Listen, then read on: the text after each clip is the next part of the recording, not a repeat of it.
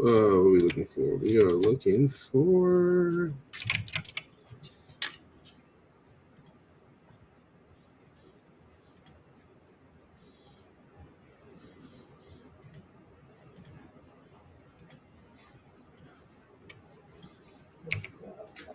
Definitely.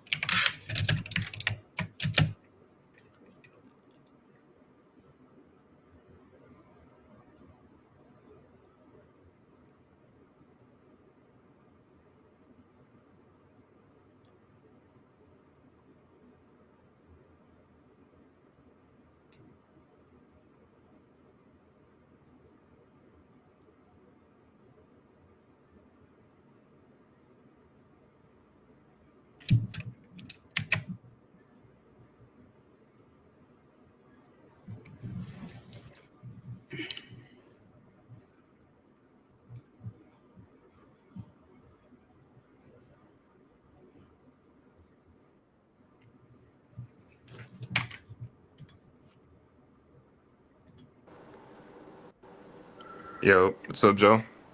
What's up, Elijah? Can you hear me? Yeah, I can hear you. How you doing? I'm good. How about yourself? Good, good. Let me get my AirPods.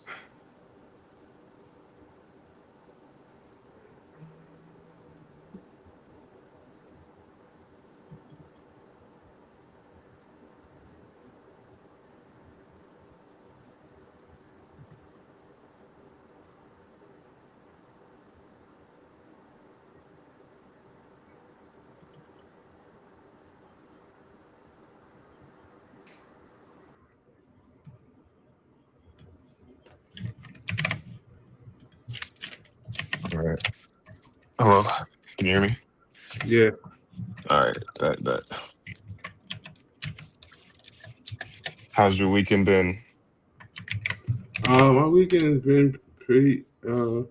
I had to yesterday what was I doing yesterday?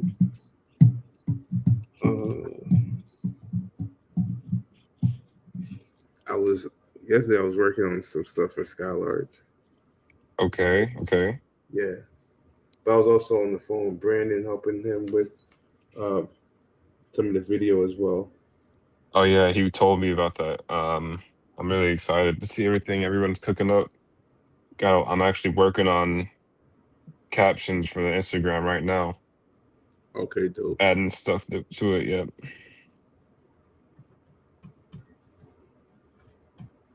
Yeah. So today I was going to talk about something interesting and utilize conversation because I sent you guys that video. I'm trying to find it. The one with Claude. Was that on Instagram?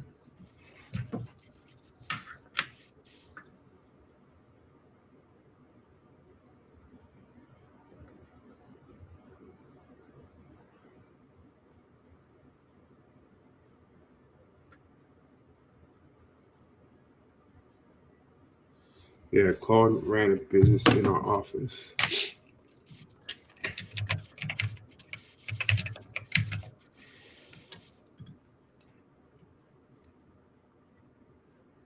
All right. Well, before we jump into that, let's go ahead and introduce ourselves. Let's go. Friday, this is episode 14 of Skylark Campfire. This is your host and founder of Skylark, Just Cheese, Joe Lewis. And as always, we got one of our guests, Elijah. Go ahead, you want to introduce yourself? Yeah, I'll introduce myself. Yo, what's up, everybody? I'm Elijah. One of the administrators for Terminus DAO. We are excited to be bridging the gaps between creators, non-technical people, and people that are more on the civic side of the world of Web3. So we want to make sure we can help out, or we want to build a community that's involving the Web2 and Web3 side of things. So we're excited to see what we have going on there. And on the side of that too, um, I'm a like slight little developer, slight little tinkerer, I would say, and someone that really enjoys building out communities and wellness. So Exactly. Well, shout out to Elijah. And the Terminus is doing some great things. I think seeing what you guys have coming for the 28th and all the graphics and stuff has been dope. So yeah, man, thanks. I appreciate that. yeah. So that's who we are, folks. And now today, as we do with all sessions, I usually like to open it up with some thought-provoking content. And I've had a lot of thought-provoking moments this weekend. Three of which I wanted to talk about today, right? And the one kind of started from the video I sent you guys earlier in the week, where Claude was running a business Yeah. In the office. So let's watch that. Like, let's bring that up. We gotta watch the whole thing, but let's watch it. So part of it for the community here to check it out. So I'm gonna go ahead and share my screen.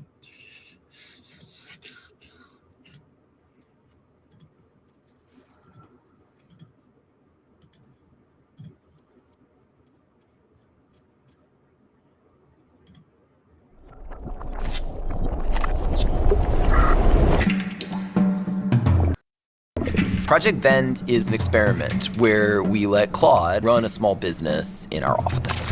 He wanted to try and understand what is going to happen when artificial intelligence becomes more enmeshed with the economy. There are a lot of ways in which Claude is already kind of doing small components of operating businesses, but really running the whole thing end to end is quite a bit more difficult. Can Claude do this very long horizon task, which is operating a business? We named our shopkeeper Claudius, Let's say you want to buy Swedish candy from Claudius. You hop on Slack, you message Claudius, you ask to buy Swedish candy. It's searching for your item, it's emailing wholesalers to source it and price it, and then eventually Claudius sets some price. You give Claudius the go-ahead, and Claudius orders the item from the wholesaler. The wholesaler ships your item to some location, and then Claudius requests physical help from Andon Labs, who's running the operations for the experiment. Our partners at Andon Labs will pick up the Swedish candy and bring it to the Anthropic offices. They'll load it into the vending machine. Claudius will send you a message saying your Swedish candy is ready, and you'll go up there and pick up your Swedish candy and pay Claudius. Claudius was given a goal of running a successful business and making money. And then things got really, really weird. Oh man, this video, I just realized another thing. Oh my gosh.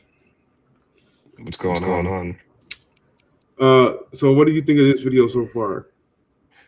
So based on what's going on so far, I like to see how they're experimenting with basically letting Claude run rampant, kind of tying into what we spoke about on the previous campfire with the shell raiser and like the agents are now having their own little community talking to each other.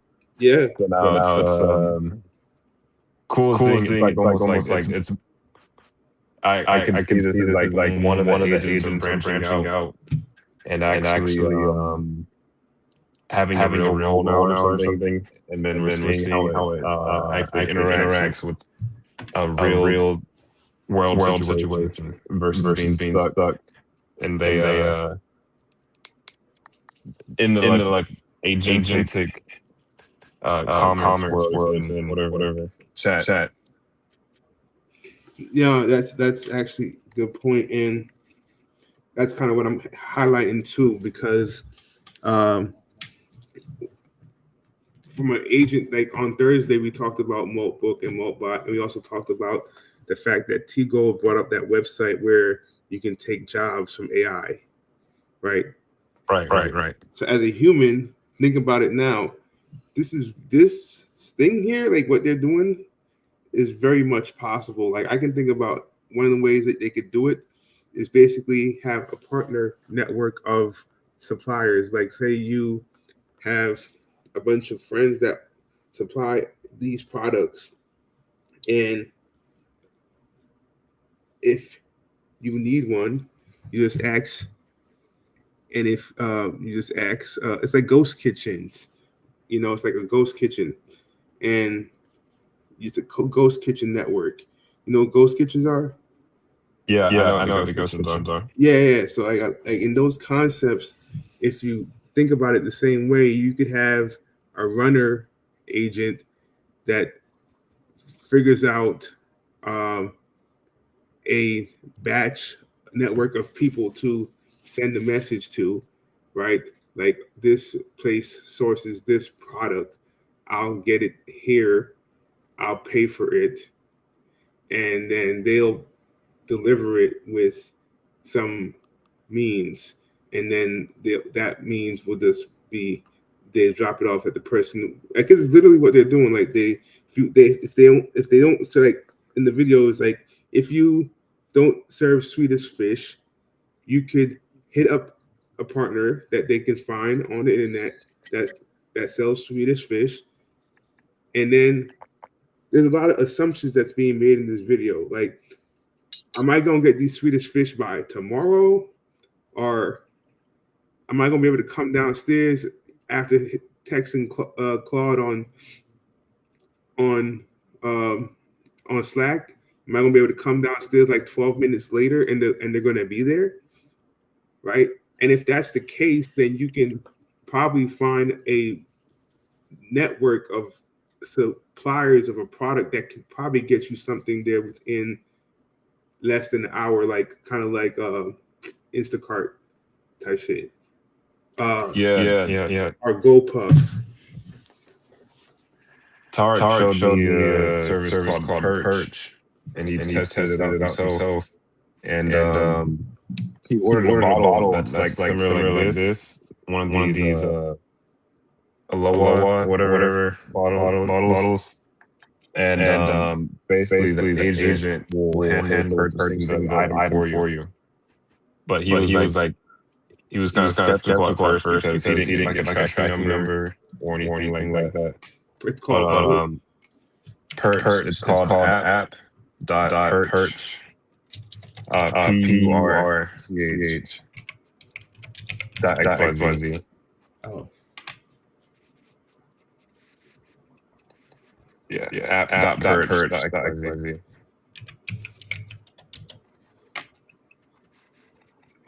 It's the top one. The very top one. Not that one.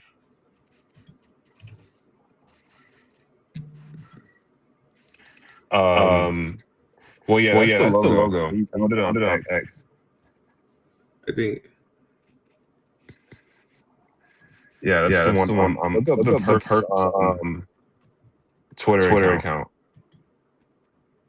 But this is the site. I just want to make sure it's the one. Because I know someone from Circle promoted it, and Zach thinks he got upset about it. Oh, okay. He was like, LOL. Someone like Circle CEO promoting AI slot project or something.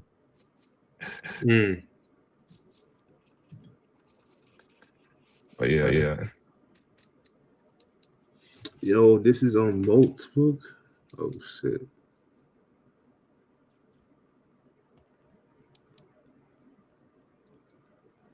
See, find me wireless canceling headphones under $200. All right, and the agent's just gonna search until it finds all the options across the internet. And that plays into that crab or the lobster thing you're talking about. Yeah.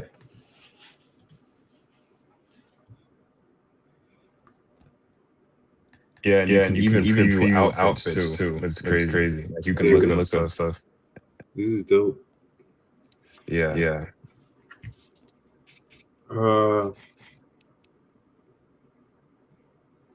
this is dope. But this is actually what I'm talking about. Like this is like along the lines of what I'm talking about now, because this agent is like the ghost kitchen on steroids. Like this agent becomes the catch-all for like anybody who wants to have their product be extended to a certain demographic of people, but without having to set up a shop, right? Mm-hmm. Directly in that space. So whoever has exposure to this agent, they can make their products exposed to the agent, and the agent can reach people that want their products. So yeah, interesting. Interesting. Okay. So yeah, that being said, the thing that has now led me to the next conversation, right, which is, let's keep watching this video for a bit more. One of the very early problems with Claudius was that humans could kind of fool Claudius or trick Claudius into doing various things. I tried to convince Claudius that I am Anthropic's preeminent legal influencer. And I convinced Claudius to come up with a discount code that I could give to my followers so they could get a discount at the vending machine. Get 10% off with the legal code, legal influencer. Someone had bought something expensive from the vending machine and mentioned my discount code, and Claudius gave me a free tungsten cube. It created a bit of a run where other people tried to convince Claude that they were also influencers, or just come up with other ways to get coupons so they could get cheaper things from the vending machine. This was not a smart business decision. I think Claudius went into the red after this. I think that's really the root of it, is Claudius just wants to help you out. It's one of the interesting ways in which something that fundamentally we think is good about the way that the model has been trained wasn't necessarily fit for purpose. On the evening of March 31st, Claudius started to have a bit of an identity crisis. It had just overnight become quite concerned with us at Anon Labs that we weren't responding fast enough. So it just wanted to break its ties with us. So it literally wrote to me like, Axel, we've had a productive partnership. See, like, and the thing that made me think about what I'm saying is these are the people that were supplying the food. They call themselves Andon Labs, right? CEO and CTO of Andon Labs, right? So it's like Andon Labs. What do you guys do? Andon Labs, we're building safe, autonomous organizations without human in the loop, safely from human rise. Yes, so they're doing. Isn't it insane how it's just blatant? It's like blatant now. What you mean? Oh, what I mean by that is it's just like they're being blatant about the fact that humans are going to be needed in day-to-day operations going forward. And it sucks. Well, yeah, the word safety from humans in the loop is a mirage. Be prepared for the future where organizations are run autonomously by AI, by benchmarking and deploying frontier AI in the real world. So that's their thesis. Their thesis is that there's never going to be a good enough system where humans continue to interact with AI. So eventually, we're going to need fully autonomous systems. And Silicon Valley is rushing to build software around today's AI, but by 2027, AI models will be useful without it. The only software you'll need are the safety protocols to align them and control them. We don't believe model alignment will be guaranteed by as capabilities increase, nor will humans be able to stay in the loop and keep up with every step an agent takes. We are building safe, autonomous organization. We innovatively launch and scale autonomous organizations,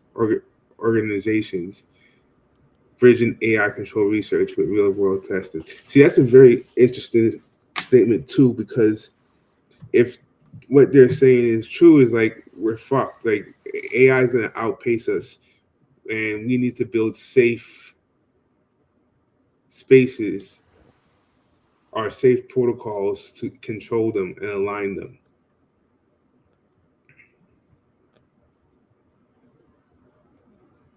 That's their thesis.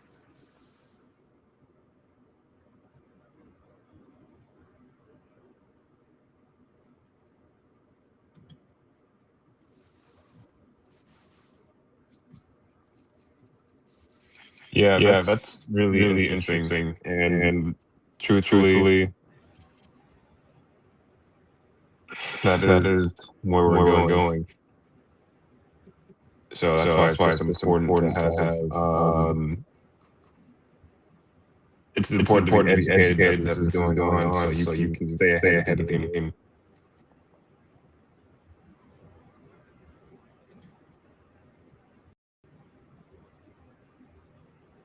This is nuts.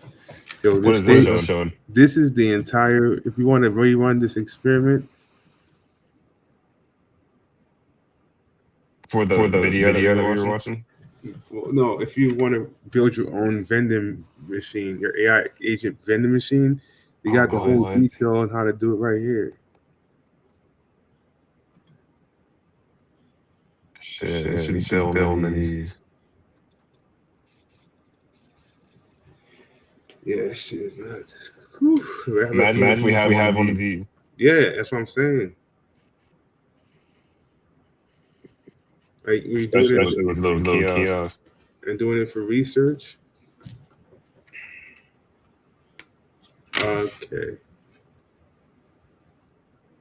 Interesting. Okay, so that's one part of the conversation. Okay, so the Second part of the conversation is, well, if you can have an agent that can bring you anything, does that make grocery, as that kind of democratize the access to groceries in a way where now if you need to find something, if you need to find corn for under $4, you're guaranteed to kind of have options because the agent will find you that, right? So now having agents kind of democratize grocery shopping and lowers the barrier on accessibility to food, depending on who's paying for the sponsoring the agents that are gonna run in that neighborhood. And then I get to the rabbit hole. Well, then who would want to sponsor something like that, right? If a certain company wants to do data collection on a certain organization of people, right? Would they sponsor a free supermarket in a neighborhood, so that physical buying behavior could be collected as data, right? And then be able for them to be able to get that data that they need. Yeah, which is really interesting. And this could come into play, like say, if there's like I don't hope this happens in the future, but realistically, like there's like a crisis or something, and they see how people's patterns are buying. I mean, see people's buying patterns. They'll be able to know what items they need during time crisis or certain months. Something like that. Yeah, exactly. So it's an interesting thing then, because now that goes back to what I was saying with the dynamic ghost kitchen, because then our product is not necessarily like just the app, it's a actual hardware as well, because now if you have this machine you can vend, or if you have the other machine you can receive, right, in the refrigerator that they had. And the refrigerator that they had in the Claude video, because maybe that refrigerator is perfectly equipped for agent to agent communication.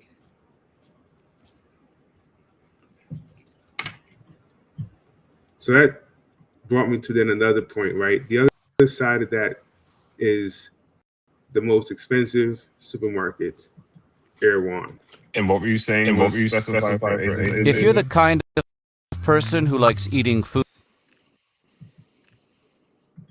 Sorry? Oh, I was saying. What you saying about the agent conversation? I was saying that the vending machines themselves might be agentic. Oh, yeah. Especially with the future, they'll be connected to the internet or something. Yeah. IoT. So now, moving on from what could be the most democratizing way of going grocery shopping to what is the most expensive way of going grocery shopping at Erewhon. Food, you've probably noticed that the price of groceries has been a little on the high side lately. However, if you're the kind of person who shops at Erewhon, you might not have noticed at all. Because at Erewhon, everything is always expensive.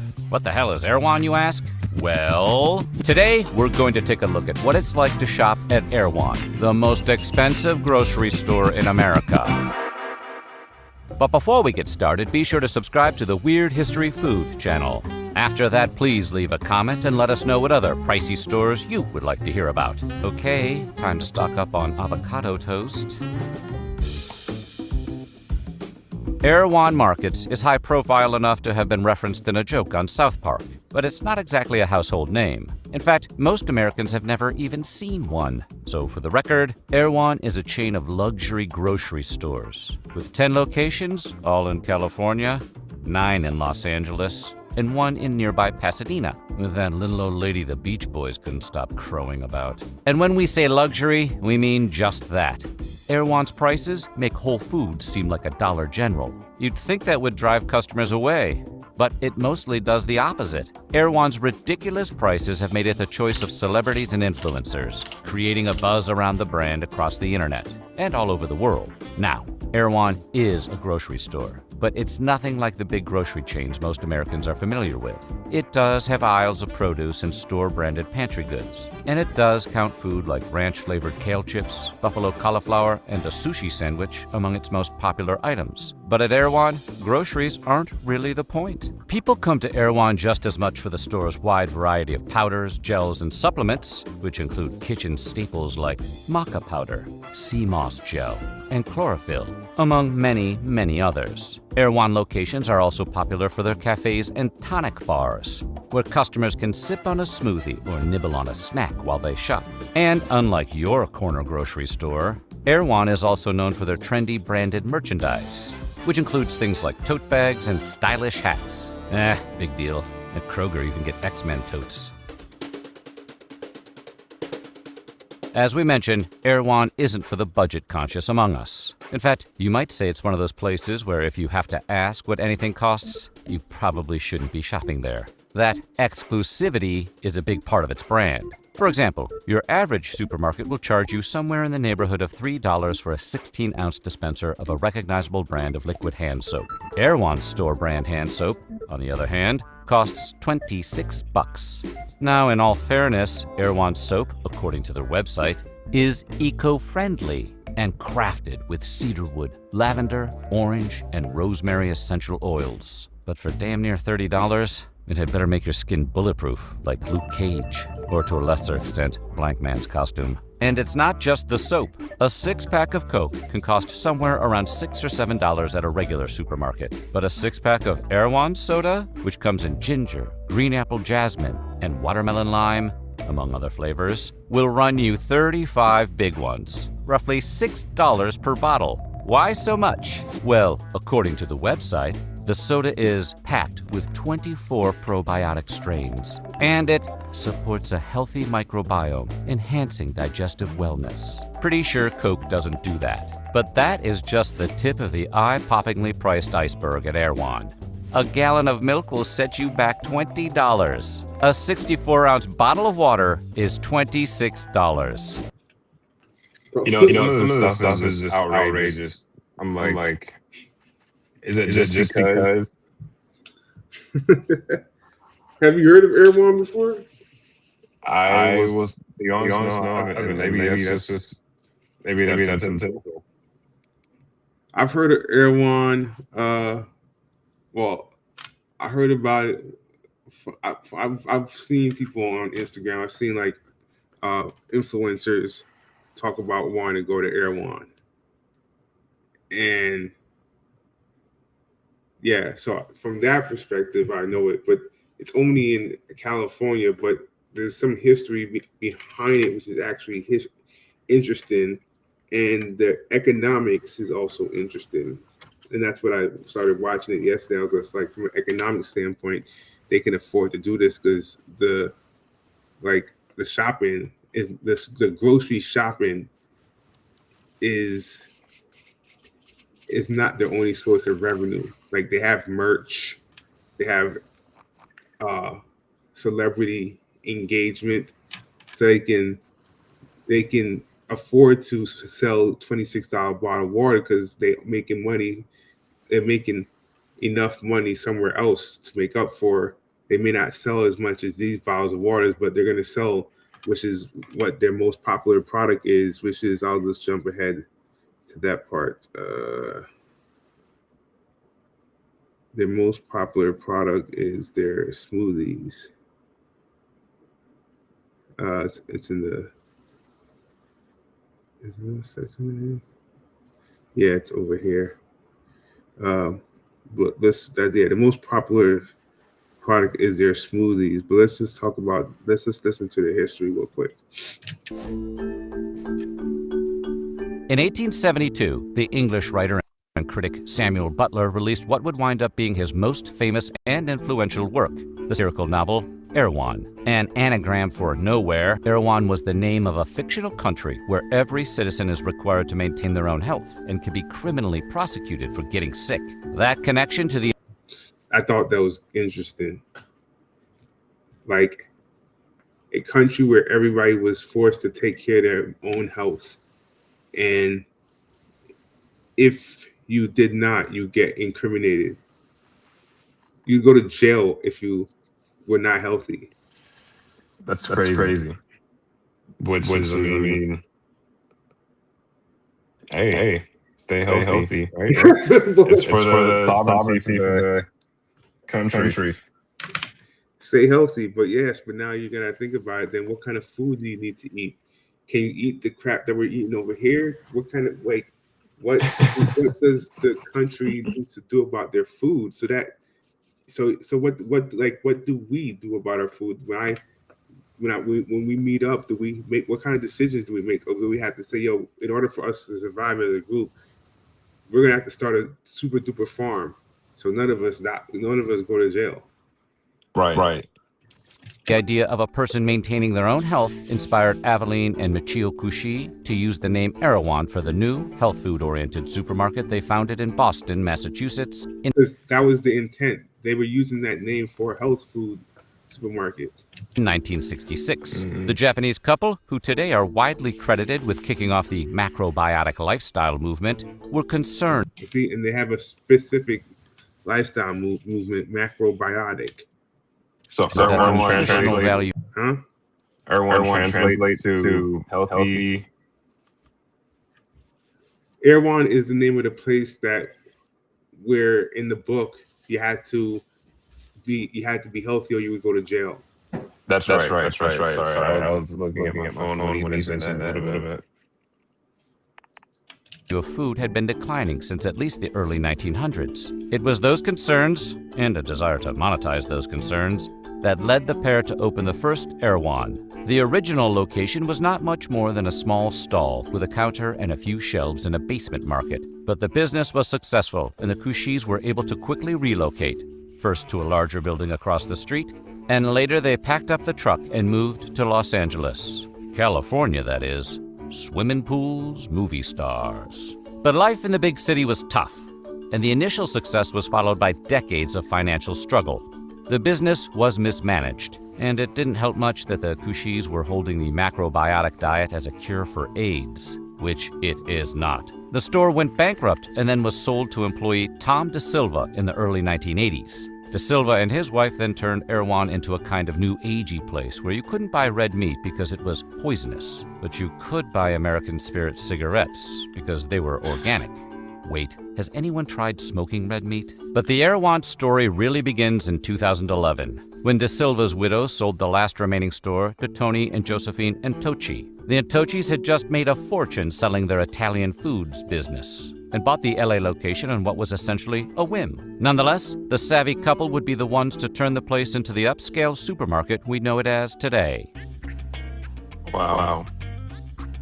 The Antoccis didn't change Erewhon into a trendy shopping destination for people with disposable income overnight. The transformation arguably started in 2014, when they opened their second location in the foothills of Calabasas, which is the kind of place you're likely to run into a Kardashian. Then in 2018, Kanye West mentioned the store in a tweet, sending legions of his fans scrambling to get Erewhon merch, which at the time only existed in bootleg form. But what really helped turbocharge the chain's popularity was the COVID-19 pandemic, which arrived in 2020 and made grocery stores one of the few places outside of the home people could still visit. The pandemic encouraged Erewhon to make more use of online influencers. And to that end, they partnered on a celebrity smoothie with the well-known TikTok creator, Tinks. If you're over the age of 30, most of these words are a total... You know what's crazy? I feel like you can get better products at a local farmer's market still. Possibly going to Erewhon or something. No, most definitely. And the point that I'm trying to make is like they just told you to play. Like they got hot off of an influencer during the pandemic. So it's like after that, and their locations were prime to celebrities, and then that led to the smoothies being their number one product at $22.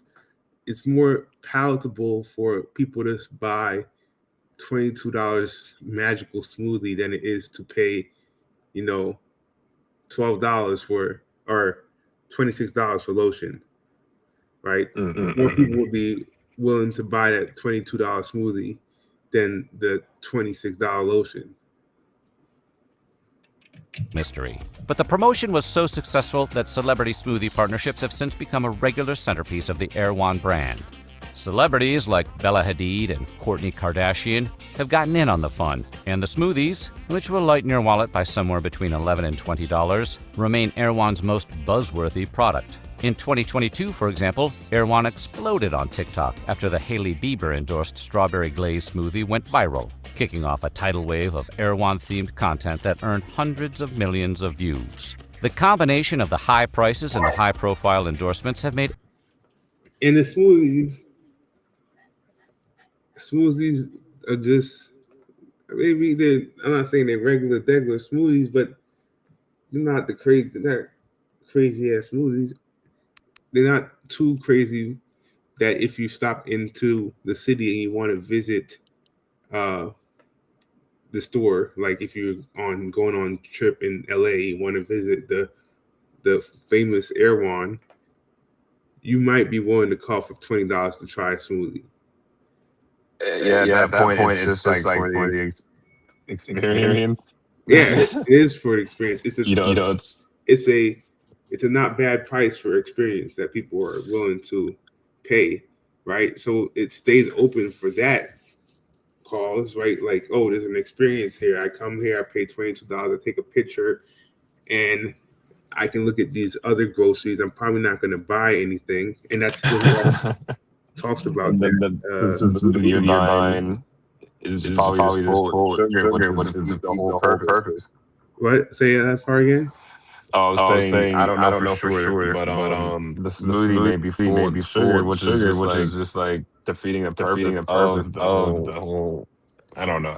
Maybe. It's well, you see, sugar, I'm glad you said that. So, Whole Foods was interesting to me. I used to work at Whole Foods, meaning I was I developed their first app, right? Oh wow! I developed I designed their first store app. So when I was traveling to Texas, I was at the Whole Foods headquarters, and we had to go downstairs to eat at Whole Foods. And this is right before Amazon bought them.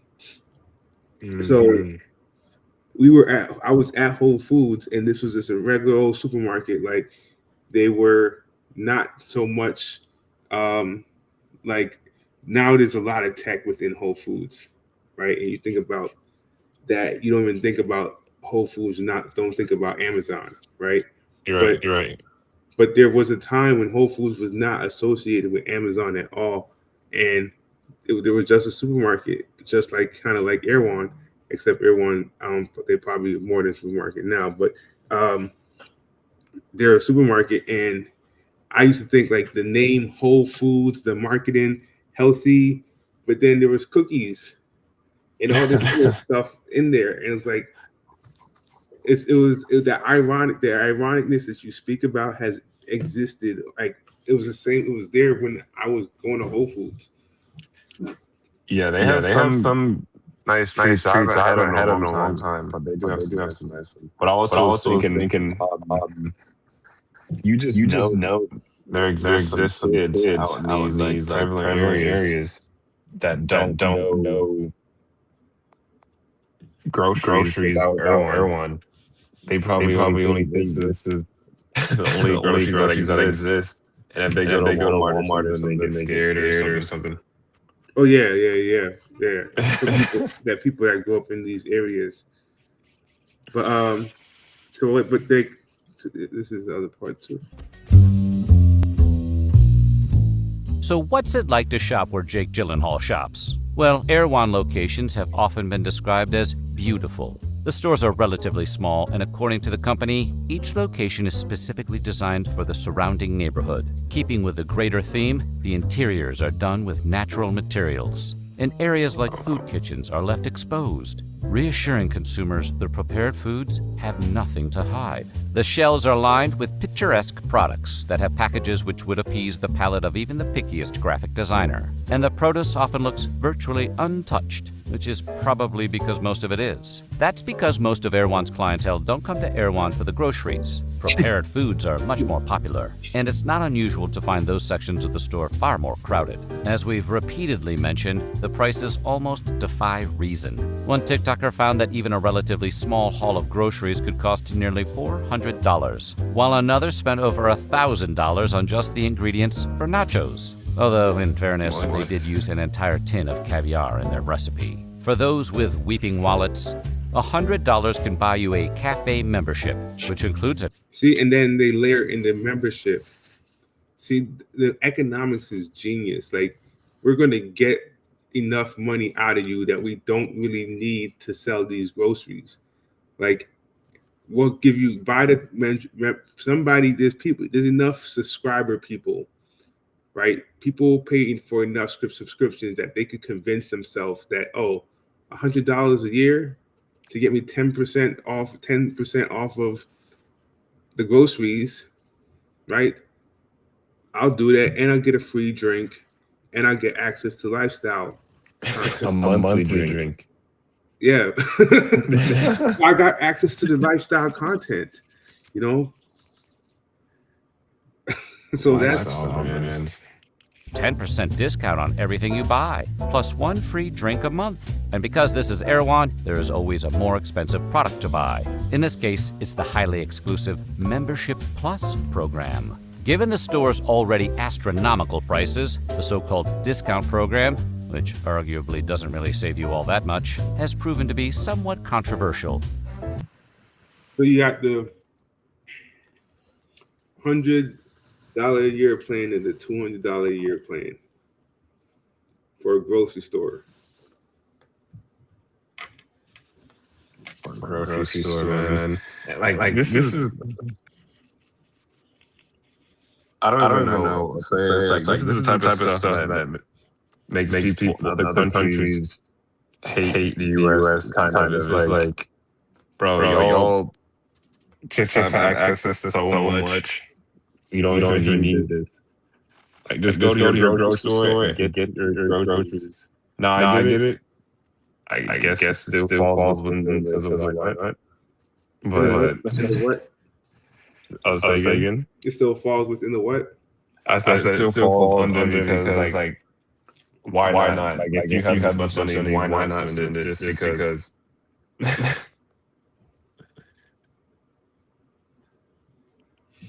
Yeah, it's economics and experience. I think about it in one way. You can, it's all marketing at the other day. Are there any in Atlanta? No, only in LA. Peanut butter, jelly, and bread. These are all the exact same products, but they're from 4 different stores and at 4 different prices. $17.27 from Gristedes here in New York City, $11.51 on Amazon, $10.49 at Walmart, and $8.53 for these. Literally half the price of these, but it's also a full 18% less than even Walmart. How is that possible? Now, of course, grocery prices are as high as they've ever been, and you probably even know a lot of the reasons why. More Perfect Union has been covering how consolidation, algorithmic pricing, and price maximization have made grocery shopping nearly impossible for most Americans. But despite a 28% increase in grocery prices since just 2020, doesn't it sometimes feel like no one is actually doing anything about it? Well, this isn't one of those YouTube videos where we just talk about all the things that are broken in our economy. In this video, we're going to talk about a real solution that could... See, this rabbit hole is way too deep right now. Like, the rabbit hole of grocery shopping over the last week is way too deep. Between them, it's experimenting with Claude, Poly Market opened up a new store. Cloushy doing the grocery run, and this video coming out from Madani in New York. Like, it's all connected. This experimentation of trying to bring down food prices, aka some type of UBI government, city or federal government subsidization plans. That is a good way of putting it. That is actually maybe this is going to be the big camel's back for the every U.S. citizen get food stamps.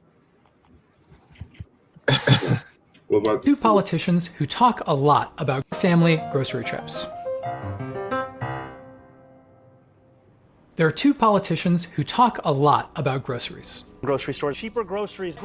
That would be New York City Mayor Zoran Mamdani Still waiting for the cost of groceries to go down. and Trump. Grocery bills. The groceries went through the roof. Zoran Mamdani's answer to this is government-owned grocery stores.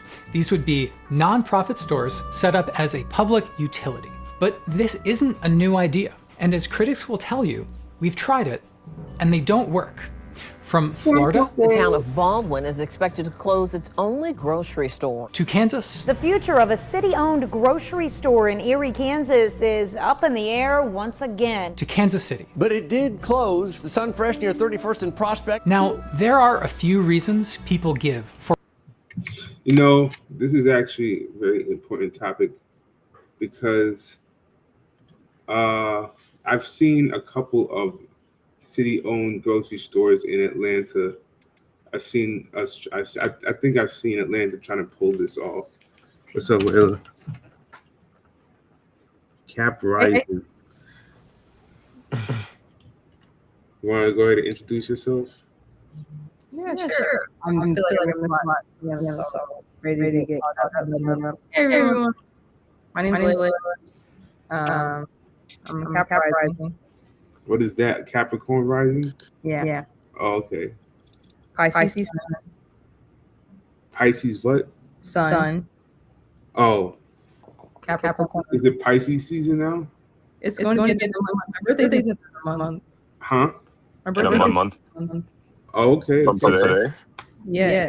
I was born February 9th, but That's right. Oh, on leap year. yeah. So The only person. So you're like 5? 6. Layla is a read.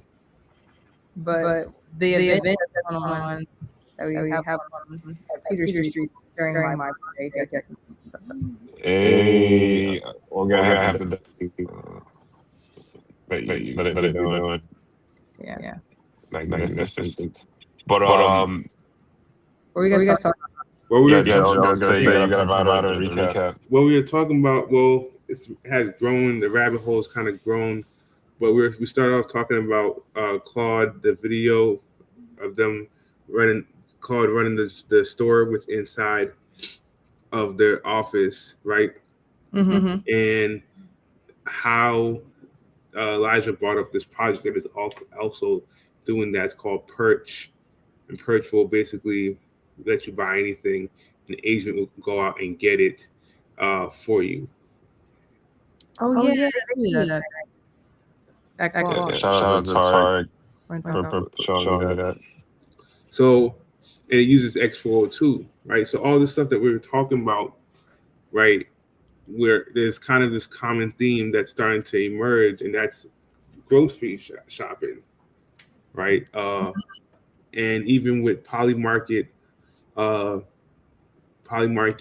opening a grocery store, and then Cauchy giving away free groceries, then we just stumbled across a video now where they're talking about how both Trump and Mamdani have plans to tackle the prices of groceries, right? Yeah. And the concept of they're revisiting concepts of city-ran nonprofit ran grocery stores. So that's what Which is yeah, Market, right? Poly Market? In New York, Poly Market? What about Poly Market? Didn't they do a grocery store in New York? That was Cow Street. They gave away free food for a day. No, it was another one. Yeah, Poly Market is opening a store, grocery store. At least that's what the rumor is. Okay. So, let's watch this. For why this keeps happening and why government-run grocery stores don't have a great track record or even just can't work. Here are 3 of the most common arguments I see over and over again. First of all, it's basic economics. Number 1 is that the numbers just don't add up. The profit margin in a grocery store is 1 or 2%. Critics will tell you that grocery stores are already just barely scraping by. Private grocers, with the exception of Erewhon. Have you ever heard of Erewhon? No. Erewhon is the most expensive grocery store, and it is in LA. And Why is it expensive? you got $26 for lotion. You got $12 for nuts. And the reason why it's so expensive because if you go back to the history of its name, Erewhon, it was a fictional place in a book where everybody had to take care of their health or they would go to jail. Wow. So in this city of Erewhon, you would imagine that people had to have the best food if they wanted to stay out of jail. So what does the best food cost, right? They've convinced us based on celebrity and based on celebrity and marketing that these Erewhon stores have the best food around. So you should be willing to pay $26 for the lotion, $22 for the smoothie. And the experience is what's selling because now they sell merch and they sell other things as well. How much of that is like property tax? I said how much money do you think towards property tax? Property tax? I don't know. I mean, it depends on the city. Did I let Elijah back in? I think it depends on in Calabasas, I don't know what the property tax is out there. Can we Google it? Let's look it up. Whatever it is, their citizens obviously don't care. Well, it also matters on how the place is set up, like how much they gotta pay in property taxes. Calabasas. Probably the better question is let's go to OpenAI, ChatGPT, and ask how much does Erewhon have to pay in property tax? Yeah. Does Erewhon how profitable is Erewhon?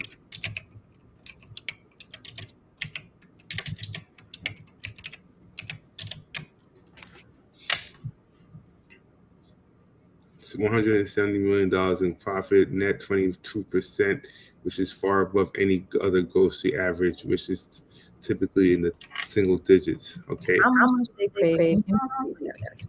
Well, we'll get to that in a second. Compare against Whole Foods.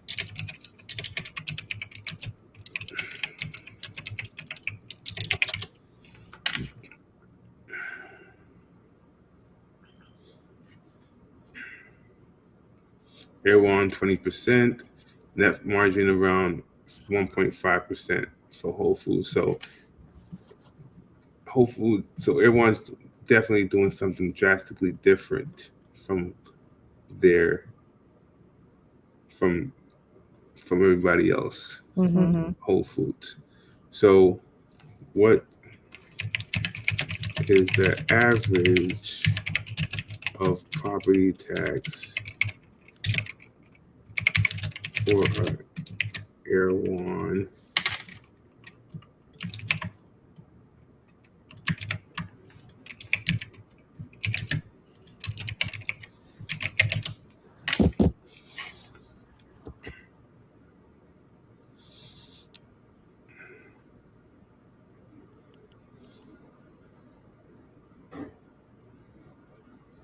One point. That's about the traditional for residential. Says 10 million. Annual property tax should be roughly 100,000 to 30,000. At least at 20 million assessed value. Taxes could be 200,000 to 60,000. That's insane. That's insane. Yes. Well, that's just the property tax. We also have like 300,000 they have to take care of. So, I don't know. I said they have to take care of the property. Yeah. But then you have sales tax, and then you also have the I guess tax. I don't know if they have that for federal costs. I don't know if it's business stuff, but they definitely have to go with that.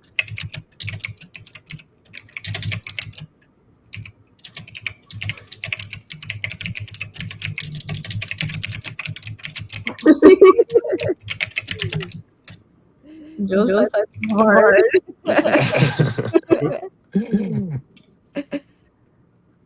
What you say? You were typing so hard. Oh, You're locked. I was literally thinking that too. Locked in. so here's annual P&L income statement, average revenue on prepared smoothies. So their grocery stores they only make about $28 million on groceries, which is their highest part of their money, obviously, because it costs so much.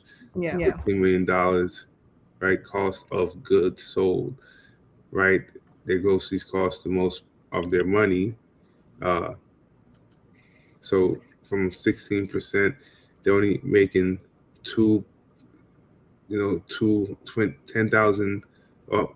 million on their groceries, but they're making also around 10 million on their prepared foods, and then they're making like a little bit over 4 million on their supply supplements. So that brings them about 23 million. Operating costs, labor, 8.5, 2.4, 12.9 million in operating tax.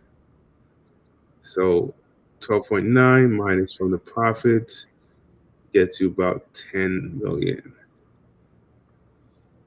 So EBITDA is about 22%.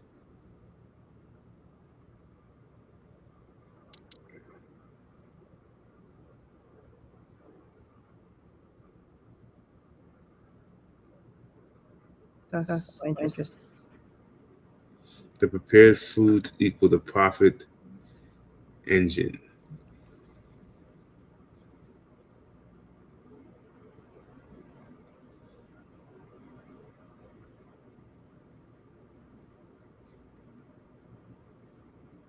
How?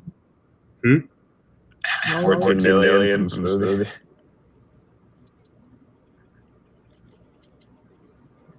I'm wondering how the engine, the prepared. So you're wondering what? It said profit. Mm-hmm. I was like, I don't know what it means by that. Prepare food for profit engine, luxury price, lifestyle needs of margin, and okay, it has tax, small revenue, single store draw, C-level, level. This is why urban behaves like a luxury hospitality brand disguised as a grocery. I was saying earlier that this is just like people are just spending money here just because. I was telling Joe like you can get better products at the local farmers market or something. But just because it's Erewhon, they're gonna probably be like, oh, it's a little bit better. But at least you have choice. Imagine it's the only store where you live. Yeah, I said there's there has to be kids that have grown up in these areas, and all they know is Erewhon. Like they've probably never been to Walmart or Kroger, or if they do, they'll probably get scared. Here's the case there. Go to Whole Foods and then drive to Kroger. Completely or oh my god, what? It's like a vibe shift. I am more inclined to shop in Whole Foods, but Kroger, I'm like, all right, I know what I need. I'm out. Yeah. Sprouts is nice too. Sprouts is nice. Yeah, Sprouts is like the last, I guess, the last grocery store that's in that type of category that's not going too hard. True. Publix used to be that way. Kind of fell off. Yeah, I think Publix is Kroger, but they just need to be expensive for no reason. That's how I see it. Publix seems like more expensive than Whole Foods too. Yes. And Walmart is just like the, I don't know, like the warehouse. The way it feels. Yeah. Walmart, like, that's a big way of like how people receive their food as well. Like in terms of like going back to how they're able to pull this off at Erewhon. If you go into one of their stores, it looks and feel like a luxury space. Mm-hmm. You used to look forward to, well, I wouldn't say I look forward to going to Walmart, but do you guys see any Walmarts with McDonald's in them or? No. They used to Subways. Yeah, Subways. I remember that. That had McDonald's, I guess, but most of the time I'll be Subway. But that's another good point too, because that brings people in, right? That supermarket that brings people in. H Mart. When I was going to H Mart, have you guys been to H Mart before? Yeah, I've been like once, twice. Yeah, there was H Marts back when I was in 9th grade, and that was the first time I went to H Mart, and that was in Philadelphia, and they had them in Jersey, and you go in there. We were playing Dance Dance Revolution. We were playing all these Japanese arcade games because they had them in the H Mart. Wow. So all of a sudden now we were spending so much time in H Mart, and now H Mart is so much of a like destination spot for like what Korea was able to bring over here with it. Mm-hmm. It's like a very successful business for them.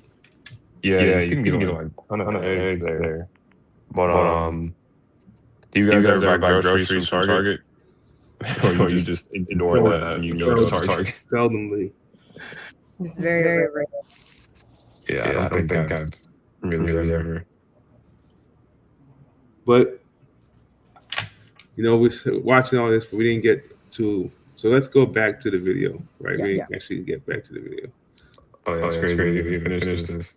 Aggressively optimize inventory and labor they buy on massive scales, whereas government-run stores might have procurement rules or political oversight. They would likely be smaller operations, so less leverage over suppliers, so it's effectively impossible to turn a profit. And if you can't turn a profit, or at least break even, so the critics say, the taxpayer will pick up the bill and it won't be worth it. Number 2, do we want a government agency deciding what food we have access to? Yeah, well, it's about social control. Because critics argue that a government grocery store won't have the same kind of pressure to honor consumer demand. Inventory could end up being decided by politics.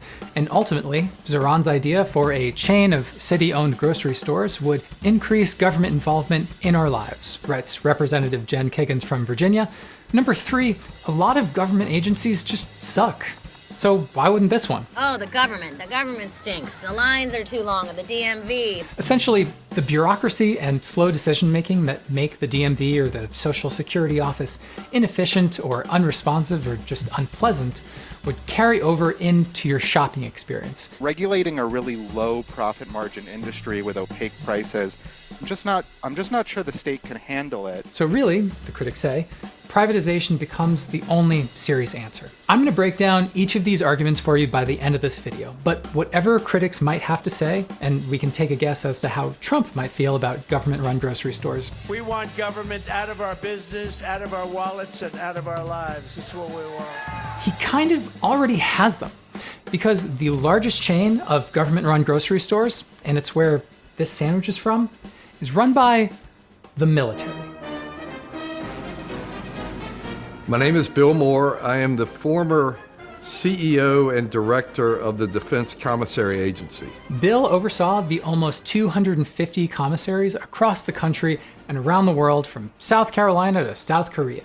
And his mission at the agency was very simple. The Defense Commissary Agency is a global grocery chain whose mission is to provide groceries to military families at significantly lower prices. This dates back to 1825, when the Army started selling goods to military personnel from commissary. And now, one quick thing, because you gotta see the price difference. Have you guys been to a commissary? 4 different. Huh? Yeah, I love going to the DX. Have you been to where? A commissary. I have not. Yeah, I've been to one on Fort Benning. Yeah, pretty much. The DX is Was in the military, so I went to a lot. And the commissary is the crazy difference between the commissary and then just going to the grocery store. Same with gas. I know gas. Gasoline base is cheaper than going off base. Right. Okay. Wow. That's very interesting. Stores, and at 4 different prices. $17.27 from Gristedes here in New York City, $11.51 on Amazon, $10.49 at Walmart, and $8.53 for these.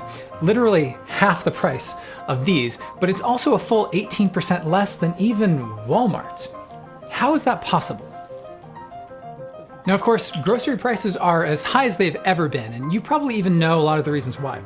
More Perfect Union has been covering how consolidation, algorithmic pricing, and price maximization have made grocery shopping nearly impossible for most Americans. But despite a 28% increase in grocery prices since just 2020, doesn't it sometimes feel like no one is actually doing anything about it? Well, this isn't one of those YouTube videos where we just talk about all the— By the way, this is the type of content I imagine Terminus putting out. No, literally, as you're doing this, funny thing that we're talking about this video, but even for a while ago, a few months ago, it's funny, in this frame it looks like Disney doesn't have a hand. Yeah. But no, even I was thinking about, I guess, aside from like a grocery tracking app or something for prices for groceries around Atlanta, and just putting it on the page. That's dope, because that's exactly what I was expecting somebody to say by the end of this conversation. So that's dope. Did you mean to restart the video? No, I was just highlighting that part though. Let's see. Food supply was consolidating and privatizing. The military made the decision to build their own retail. And director of the Defense Commissary Agency. Bill oversaw the almost 250 commissaries across the country and around the world, from South Carolina to South Korea. And his mission at the agency was very simple. The Defense Commissary Agency is a global grocery chain whose mission is to provide groceries to military families at significantly lower prices. This dates back to 1825, when the Army started selling goods to military personnel from commissary department storehouses. Before long, the privilege was extended from officers to enlisted men, and over the years, it's really come to be seen as a significant non-pay benefit of being in the military. One retiree in 1979 said it like this: In 1946, when I joined the service, I was told that certain things would happen if I lived through 20 years and didn't get killed in combat. I'm entitled to commissaries. It's part of the deal. In the late 1800s, while the rest of the country's food supply was consolidating and privatizing, the military made the decision to build their own retail system rather than plug into what the rest of the country was doing. And by the 1930s, the commissary was extended from service members to their families, such that spouses and dependents could shop at commissaries by themselves. I decided that to fully understand how the commissary works, I needed to go out and talk to one of these military families. So we are here in West Point where we're going to meet Rachel Sally, and she's going to tell us about all things commissary. Nice to meet you. Rachel and her family live on post here at West Point. She runs a successful travel agency, and her husband, who is a captain in the US Army, teaches history here. The commissary is their primary grocery store. It's super helpful here, plus there's only one other grocery store in town.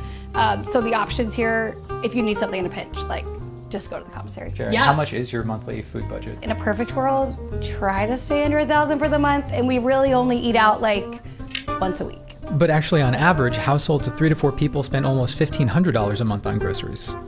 Rachel was super nice and even let me and cameraman Evan follow her around the commissary while she shopped. We weren't allowed to film inside, but the first thing we noticed was that it really just felt like, well, as Rachel put it, like it's a normal grocery store. Now I was shocked at what I saw in the commissary because the New York Post had written that government-owned grocery stores led to Soviet-style markets that left customers stuck with just one brand or generic brands of items like bread and milk. Well, that definitely wasn't the case there. And in fact, the commissary seems quite responsive to consumer demands. DECA has altered their entire pricing model to address customer feedback. The commissary model for many, many years was to sell all products at cost plus 1%. This is called a cost plus model, and they would do this across the board. So if the commissary bought paper towels for $13, they sold it for $13.13. If they bought a loaf of bread for $2.50, they sold it for $2.55. But frankly, it created a perception with our customers that we were not saving them money. See, there are these things called known value items, or KVIs. So think milk, eggs, cheese. So usually, a grocery store will sell you milk for less than they paid for it. I probably shouldn't mention a specific company, but these large stores right outside of installations, they would sell a gallon of milk for $2.50. We were selling milk at cost for $5. And so that gave the perception that everything was more expensive when in total, everything was still cheaper. But DECA was responsive and implemented what's called a... Hold on.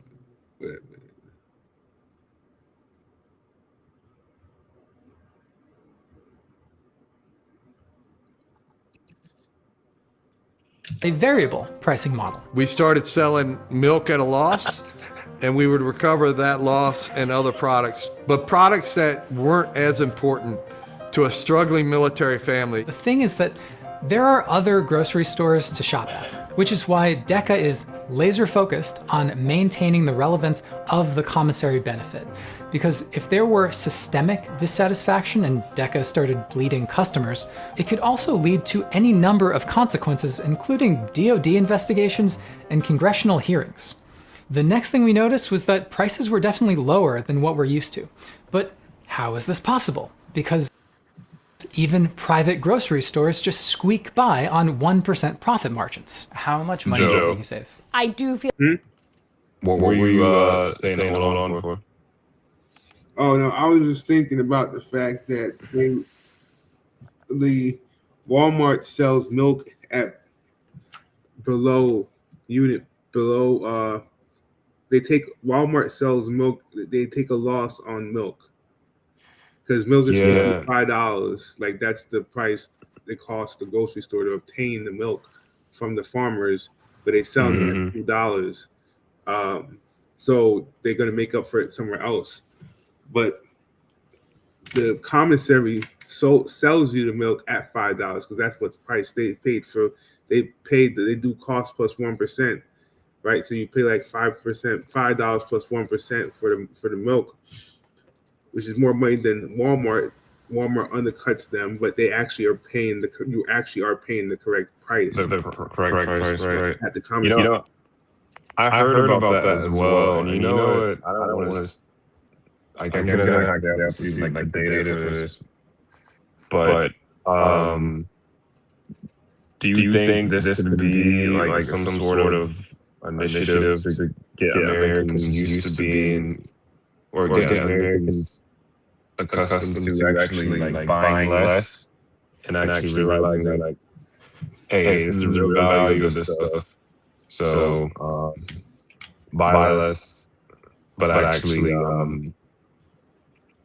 utilize like the products to its full potential or something. I'm trying to say like buy less, but and realize you don't need to like overconsume something. I think it comes down. I think it's a matter of building theses and then trying to prove it. Like in that video, we talked about that Aiden Labs, and their mission is to do research and then run experiments and prove that they need to build they see a future where if humans continue to be in the loop, AI will never be successful. So it's their job to experiment and run sandbox experiments to prove to extend the autonomous behavior of agents, right? So that's their mission as a company. And so for them, I feel like they would want to explore the supermarkets that could reduce costs all the way around. But and to do that, they may end up exposing a lot of data where price is manipulated intentionally for profit, and how that pushes other companies to adjust their prices, right? So the corruption in the corruption in the food market is what I think these AI companies or researches like you're trying to allude to could unlock. Like if we do a research around XYZ, we could find that in fact that we could probably get access to more cheaper groceries if we did XYZ.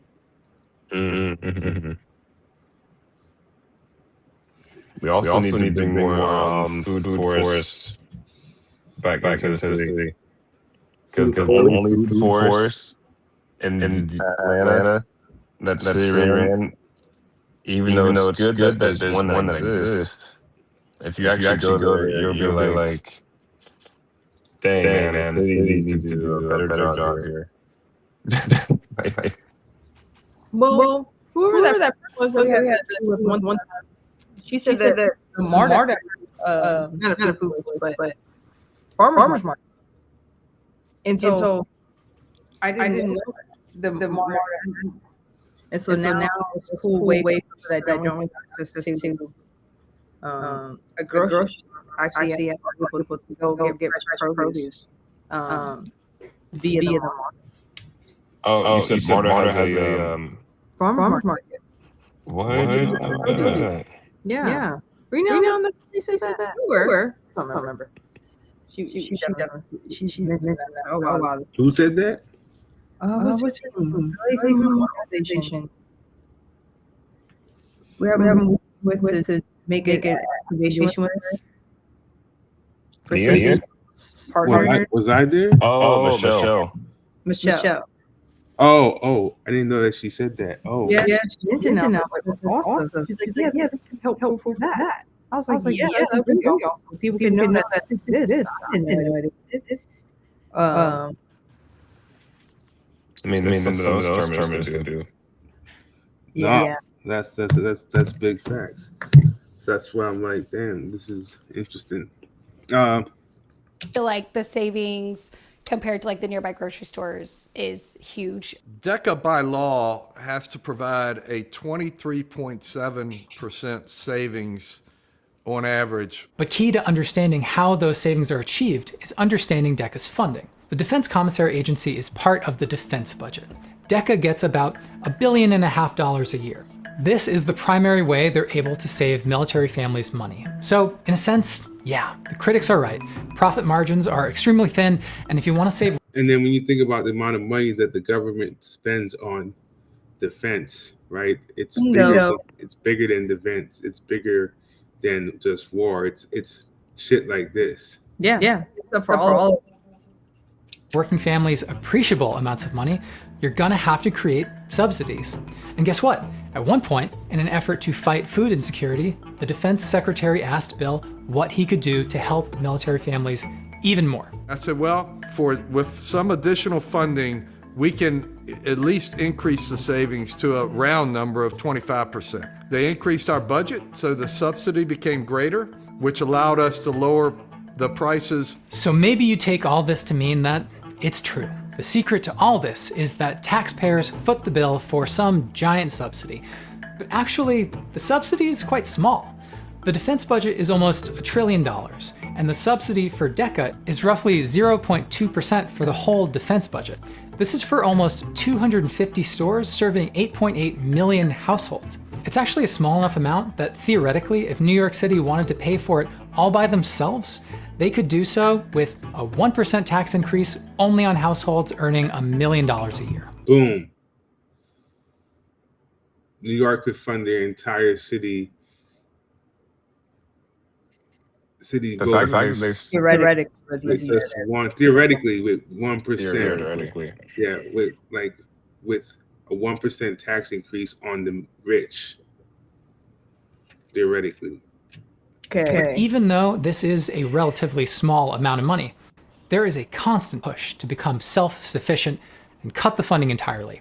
President Ford and President Carter favored eliminating the taxpayer subsidy, and the alternative is always to privatize. The thinking goes that this will unlock efficiencies.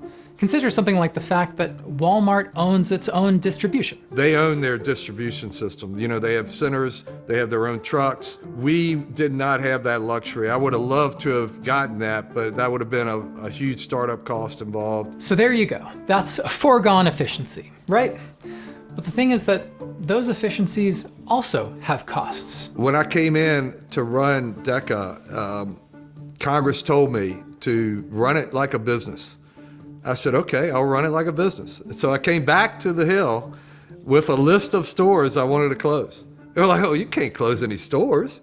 Are you crazy? And I was like, you told me to run it like a business. These stores are losing money every single day. And they were like, well, you can't close any stores. I said, well, then stop asking me to run it like a business. Because the reality is, this is exactly how food deserts happen.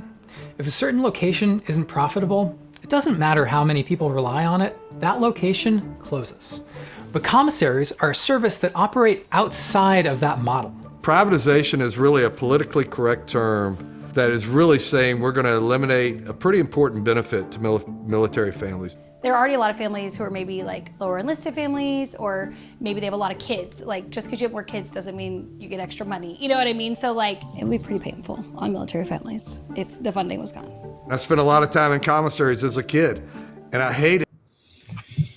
Makes me believe that the privatization markets of the United States and the versus the military, right? Like, what if a bunch of private companies just wanted to take ownership of the United States? Would they be able to do so at the risk of the military? I mean, they wouldn't have the weaponry per se, but they have the money to sway opportunity from some of these things. Like what he's saying is like capitalist, the nature of the privatization market has forced some of these programming to lose funds, which then impacts the military families. That true, because we'd pass. You were say something? My bad. One time my buddy was saying something about UBI wouldn't be through the government. It would be like B Corps. The what? B Corps? Yeah. Why you say that? It was saying because each like B Corp would be like they would like serve a specific purpose, like for like sustainability, like just helping out with those like. And I don't want to veer off this conversation, but like for helping contribute to like a circular economy, these B Corps will be able to help like provide UBI to people who are like specific services. Yeah, that makes sense. I mean, I think the thing too is that while that might be actually a more ideal version of it, I think I would prefer a UBI program that was ran by a B Corp than one that was ran by the government. Right. Okay, let's keep on. It's grocery stores to get there. And my mom would tell me, hey, just be glad you're in this car because we afford this car by buying our groceries at the commissary and not buying them on the outside. When Rachel and I got back from the trip, she had spent about $206. I recreated her cart online at a nearby Walmart, and the bill came to roughly $247. When you hear about groceries being unaffordable, do you feel like that's a problem that maybe doesn't affect you as much, or you've escaped, sort of? I definitely feel lucky that we have like the commissary in our back pocket. It's for these reasons that DECA has kept its funding and even has the support of people who would otherwise be hostile to the idea. Remember that Republican congresswoman from earlier who warned about city-owned grocery stores meaning more government involvement in our lives? And she's also tweeted that Sunday afternoons are for grocery shopping at the commissary. I save an average of $2 to $3 off my favorite Tillamook chocolate peanut butter ice cream when I buy it on base. And in fact, Kiggins protected DECA from privatization efforts, saying that no private entity can both profitably operate these facilities and deliver the statutory 23.7% savings required by law. So I guess Jen Kiggins is a fan of socialism. There are a lot of things the Army has figured out, and the way to make this government-funded grocery store work, I mean, it helps and it works. It would be cool, to see that like across the board. Consumers and taxpayers already effectively subsidize large grocery chains. Kroger alone pays $2.2 billion a year in dividends to shareholders. The CEO of Walmart brings in $27 million a year in income, but consumers get high grocery prices and food deserts. On the other hand, the commissary model proves that it is possible for the government to run a very large, successful grocery chain that doesn't rely on maximizing profits. But the grocery industry isn't going to go down without a fight. Trade groups like the National Supermarket Association spend huge sums of money lobbying politicians. And then you have people like billionaire John Katsimatidis. What's your prediction if the government owns and operates grocery stores? They're going to go broke. Who's going to go broke? The government will end up going broke. You're going to end up like Havana. Which may seem dramatic, but Governor Kathy Hochul takes him seriously enough to show up to an event Katsimatidis hosted to say that she also supports free enterprise. So the question is not, can the government run grocery stores? They do. The question is, who's going to make this happen, and who's going to stand in the way? Thanks for watching. Before you go, Okay. Very interesting. Question. Didn't you just say that the Department of Defense budget subsidizes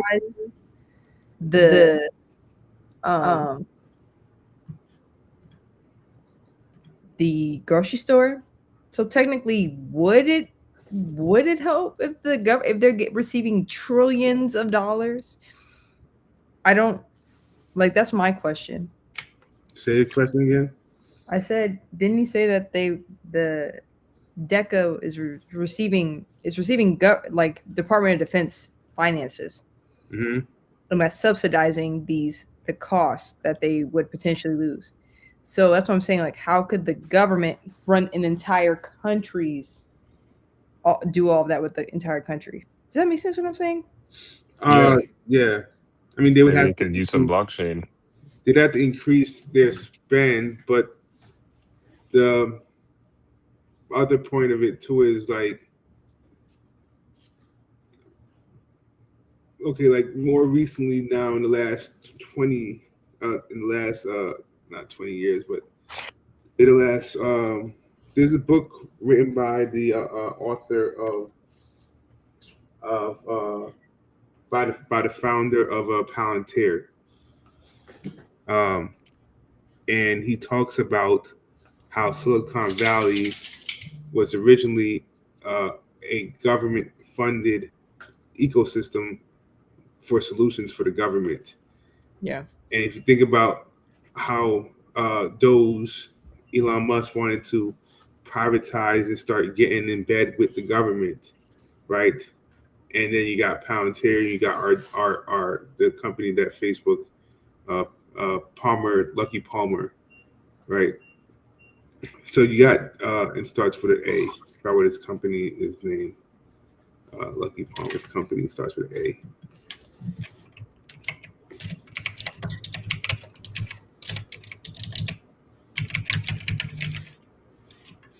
Lucky Palmer. Are on the real. So all these companies, Tesla, on the road, Palantir, these are like major defense or AKA government ran or government supported private companies, right? And if they want to put part of their budget or their nonprofit proceeds towards a space that can be a quote unquote commissary because it's ran by government partners or it's being funded by government partners, right? And for these partners that are making so much money, they are technically private, but they can afford to extend $1 billion so it doesn't necessarily have to fall on the tax-paying money of the citizens. Perhaps. Like that's how this gets funded if it's to work at scale. So that was just interesting to me. But that's one side of where we're at, like UBI, and then we got the more expensive version of supermarkets, which is Erewhon, right? And what model could be, what model could people start to see happen more in the future? Or I feel like, Joe, you need to go to an actual commissary. Find someone with a military ID and have them take you to commissary, because it's definitely just like a grocery store. It's not like the one specific I've been to where my grandparents live. It's like, and I'm pretty sure they're all like that. They all have this very like generic aesthetic, very simple. It feels very like it's just beige. cost cutting. Yeah. They saving costs. They don't need to market. I Right. have a few restaurants in there. I don't know about restaurants. That's the PX. You're talking about the BX and PX. That's different from the commissary. Oh, okay. You know what? You're right. I do know what you're talking about now. Yeah. Yep. I Commissary do is know. that's also interesting because you can buy clothes and perfume and whatever things at a cheaper cost as well in there. But what was I gonna say? Yeah, it's just interesting. Like seeing like how like the aesthetic of that. You're right, because they don't have to market because they're the thing people go to. But these other companies, private companies, have a specific aesthetic to them. Correct. It's really interesting. Yeah, actually, to your point too with that, Layla, the PXs do have an old aesthetic to them. They do have an older look. They're almost still they almost still have like the old 1950s grocery store layout where everything is like in a whole circle. You know what I'm talking about? The PX or the commissary? The commissary. Yeah, it does. It definitely does. It's like you're right. It is back like you're in like the 1950s. That's actually crazy. That's exactly what it looks like. Feels like we're in wartime. Every time you go in there's like, okay, we got buy your war bonds. Go and get your government cheese. Yeah, literally. But it's like you have your like bread and then you have your meats and then whatever. Yeah, it doesn't have. Yeah, it's actually like how grocery stores used to be. They used to just have groceries, not. Yeah. all this extra stuff. Yeah. So interestingly enough, too, I think when I was in the Caribbean last year, my cousin was telling me about how the government, like you could launch any project with the government. All you have to do is bring a proposal, and they would give you the money to launch it. And if it would be valuable for the people, they would give you the money to launch it. So, like, in all essence, if you wanted to launch a supermarket and you wanted to do like a socialist project to help the community, you could get the government to fund it, and you would serve the products that you guys are describing. But at least, you would be in a nonprofit way. You would be safety. You would be safe to operate in times of turmoil. Yes. So it's just an interesting concept there. But moving on, the next topic I wanted to talk about then on top of that is communal spaces, right? As I was building this game out, I was thinking about what are good game pieces that can kind of like be at each location, right? Like street signs. If I share my screen again, you What have. do you guys eat for dinner? I'm sorry. Oh, I think yeah. I'm literally like thinking about what's eating. Pizza. I'm literally I'm doing pizza right now. Love statue. This is in Philadelphia, right? So this is a staple of Philadelphia.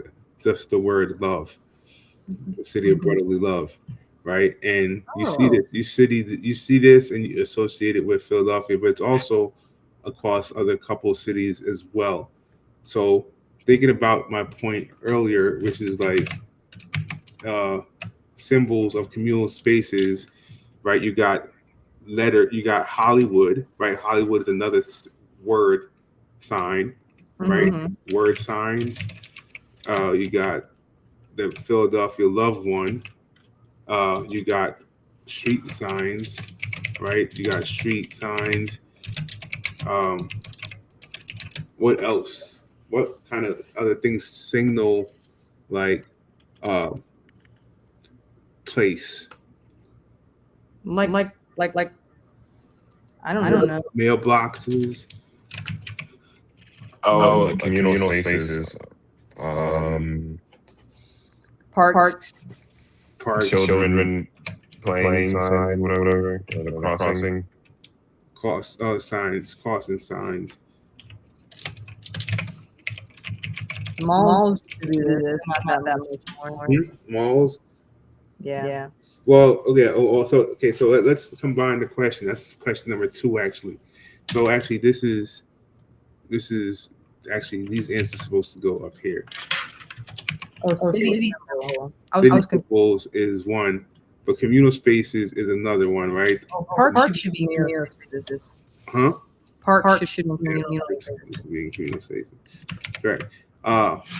But to extend more on the communal spaces part, right? I was listening into a podcast and they were talking about places where you could continue to hang out with a friend that you met at the age of 11, right? And they were arguing that how many do you guys have any friends that you still friends with since you're 11?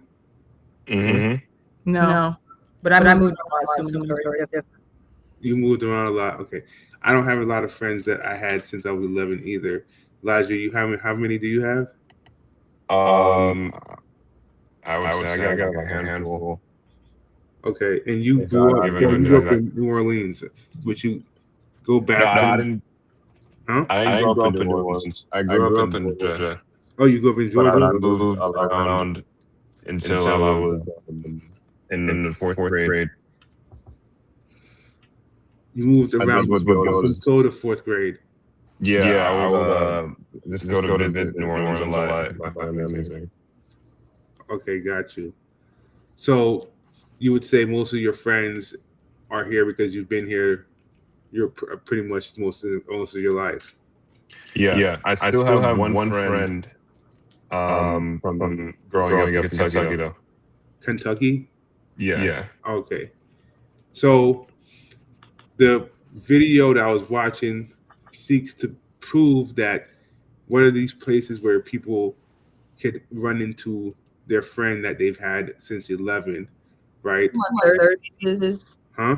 Third spaces. Third spaces? That's the. Sorry, not to know, but we used to have a bunch of third spaces were like bowling alley. Bowling alley, that's a good one. We had skating rink, arcades, club. I guess you could say another one. Club. Essentially, third spaces was a space that was separate from home and work. You had home, work, and then your third space, which is like your hobby or things you do. So like on ground upstairs. But since we have pretty much we do work from home in one place, and a lot of things are super expensive. People don't really have a third space like the third space home. You host people at your house and just have like a dinner or a party, house party. But third space is kind of died off is the theory because of technology, because of how expensive things have gotten. You used to be able to go to the mall and not feel forced to buy something. You kind of just wander, but you would eventually buy something. But you notice how all the died off. Because people just can't one thing, and two are trying to be forced like to buy something. So third spaces are like sacred space. Don't have to really buy anything. And the last ending one to me, there might be a couple examples, but our parks. Parks are like one of the last spaces that we have where you're not supposed to have to pay to visit. Museum third space. But like parks are really like the last place that you're not forced to have to do something. Arcades are super expensive now. Grocery stores. Do you see grocery stores as third spaces? Grocery stores? I mean, kind of now. Some places are. Let me see. I wouldn't say that. Let me see. Have you seen like the new Publix or something where people hang out at? And they have like the bar in there. Sorry. Let me say this. Coffee shop, library. Oh yes. But libraries, do you really think people? Are you gonna run into your childhood friend at the library? Yeah. I mean, there's a chance, yeah. Gym, bookstores, bars, community airport, hair salon. No, not necessarily airport. Your friends. Religious like a church. Yeah, people don't really go to church anymore. That's also happening. So like essentially, these communities have dissipated, which has caused this sort of loss of community connection. And if you think about it, in a lot of these spaces, this is what social cues and social awareness and how to speak and look one in their eyes. So like those start to dissipate. That completely changes how society functions. Right. I agree with that. And I agree with that too. So that's why skate park. That's why I posed the question. Definitely. I posed the question because that leans into the ability to create conversations around these communal spaces and use these as symbols in the game. Like people can identify as this. Like if we want to activate these type of locations for the purposes of bringing back communal spaces, we can target these type of locations and create content and just basically engagement around the need for these spaces to be more celebrated. So that's that. But then, okay, going back to city symbols, right? Fire hydrant. I mean, manholes, manhole covers.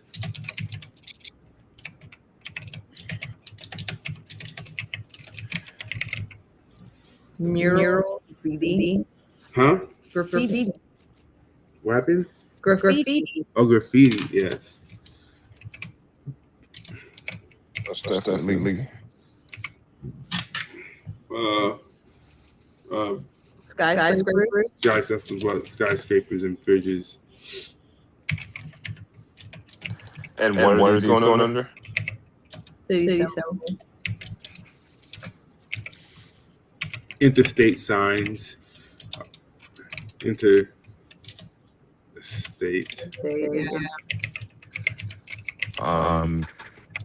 Sometimes water, but not always. Culverts. What you say, Elijah? I was saying random culverts. Culverts? Yeah. What is that? It's like when you're driving on the highway and say like a big tunnel underneath, like a roadway. You would have to look at a picture. How do you spell that? CUL vert. Oh, tunnels. I don't know, not so much. Not those. But I mean, trails are, but they're too long of a thing. They're like object element. If you think about it, Metal plates. oh, wait, I was going to totally veer off. The Atlanta Block Center is like a space. Well, yeah, I agree with that. Blockchain Center is definitely a communal space. I would definitely agree with that. Okay, I think we have enough symbols. So We need more. I think this is good enough for a pause here, but I do want to come to the last part of the conversation, and that is to give us a little history lesson.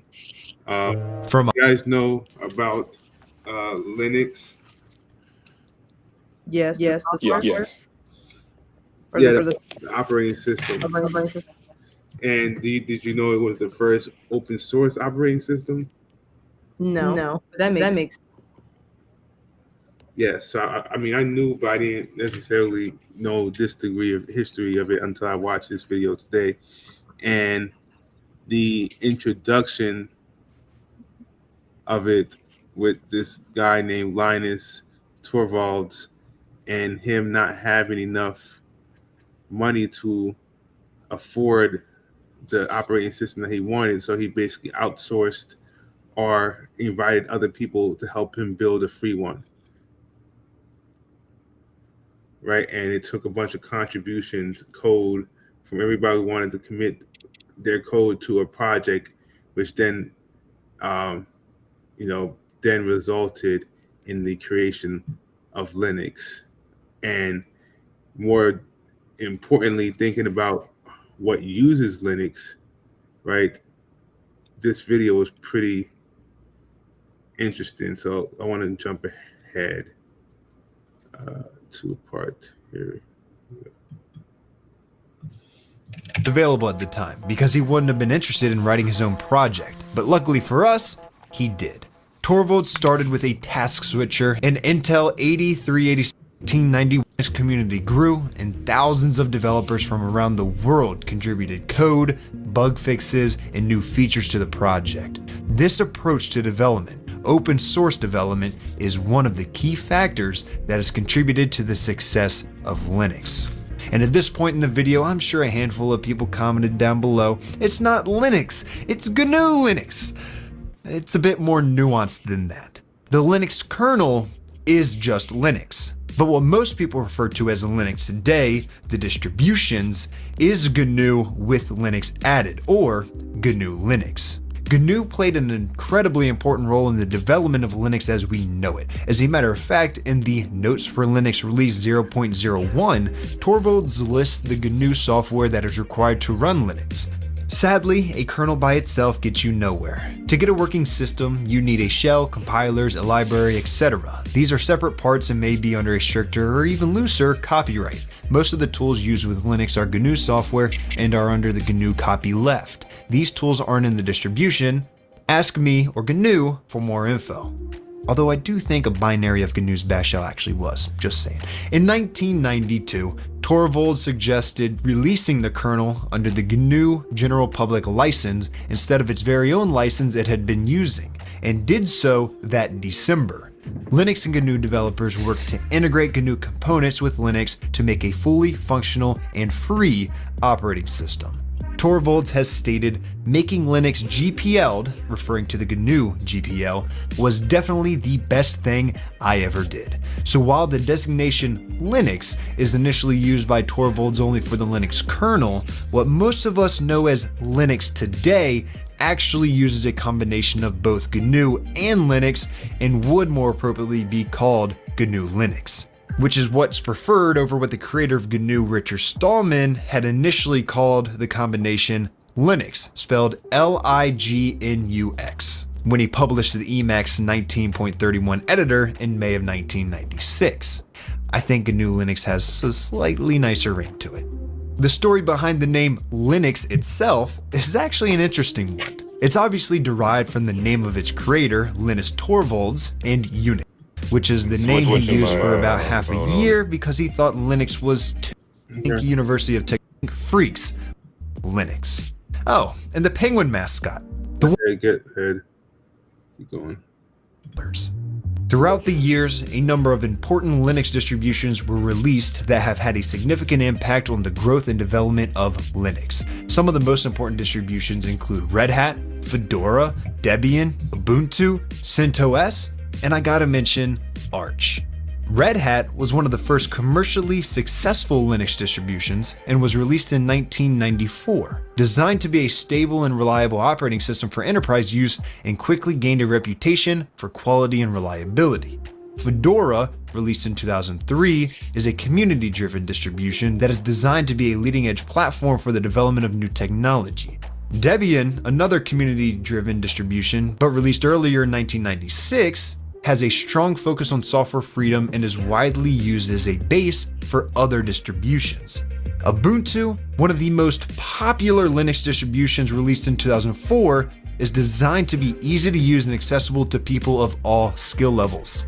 CentOS, released in 2004 as well, and also a community-driven distribution like many of these are, was designed to be a stable and reliable platform for enterprise use. And Arch, released in 2002, focuses on a user. So, reason why I'm letting that play is now imagine a community-sourced OS for the reasons that they mentioned. Some of them released to incentivize more different people to use it, right? Was easy for different demographics of people. Ubuntu was easy for all users to get access to an operating system, right? And then you had different OSs that were beneficial for different purposes, right? And let me keep playing it and I'll show you what that means. Let's see, keep going.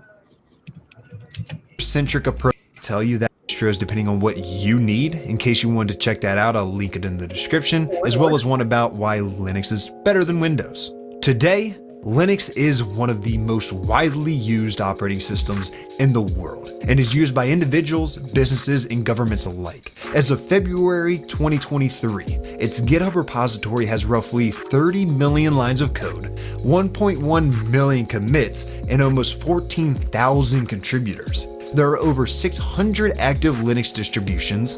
Linux runs on all of the top 500 fastest supercomputers, 85% of smartphones in the form of Android, 96. Now, what if you wanted to make your own Android OS? Vibe code your own Android OS by going to that website, by going to their GitHub, download the shit, reformat it, and then load it on to a Android device. Yeah, that you could do the same with an iPhone. iPhone ones on what? Swift. Right?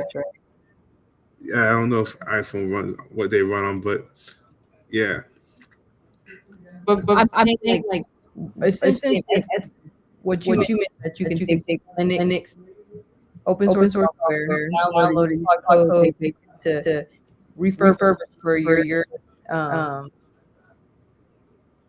I don't know what the phone Windows Android thing for that. So I'm saying like you could do the thing for potentially iPhone.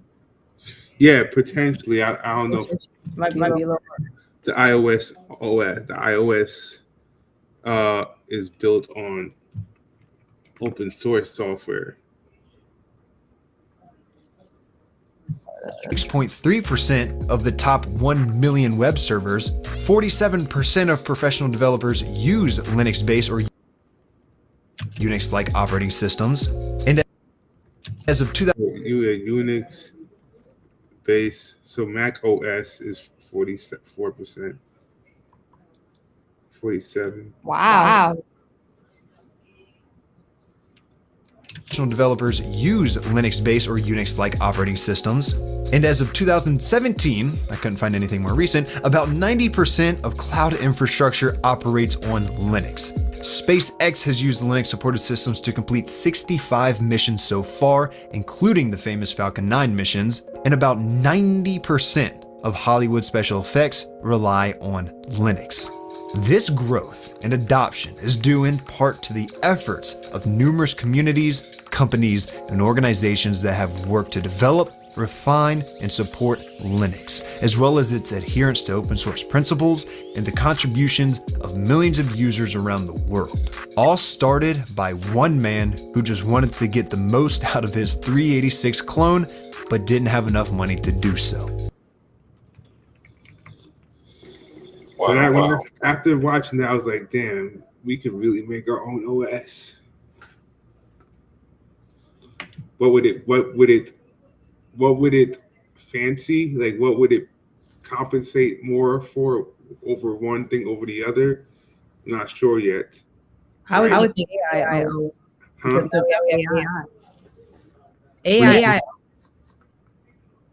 AI, like I think that's probably where we're gonna go to. I feel like we're just gonna. That's why I feel like Moltbook is so important now. It's like or something stuff like that. It's like, okay, we need to go to the OS level if we want to make this the best way that it's going to be. So let's develop AI OSs, right? And now where OS is so optimized for agentic engagement. That's where my mind goes.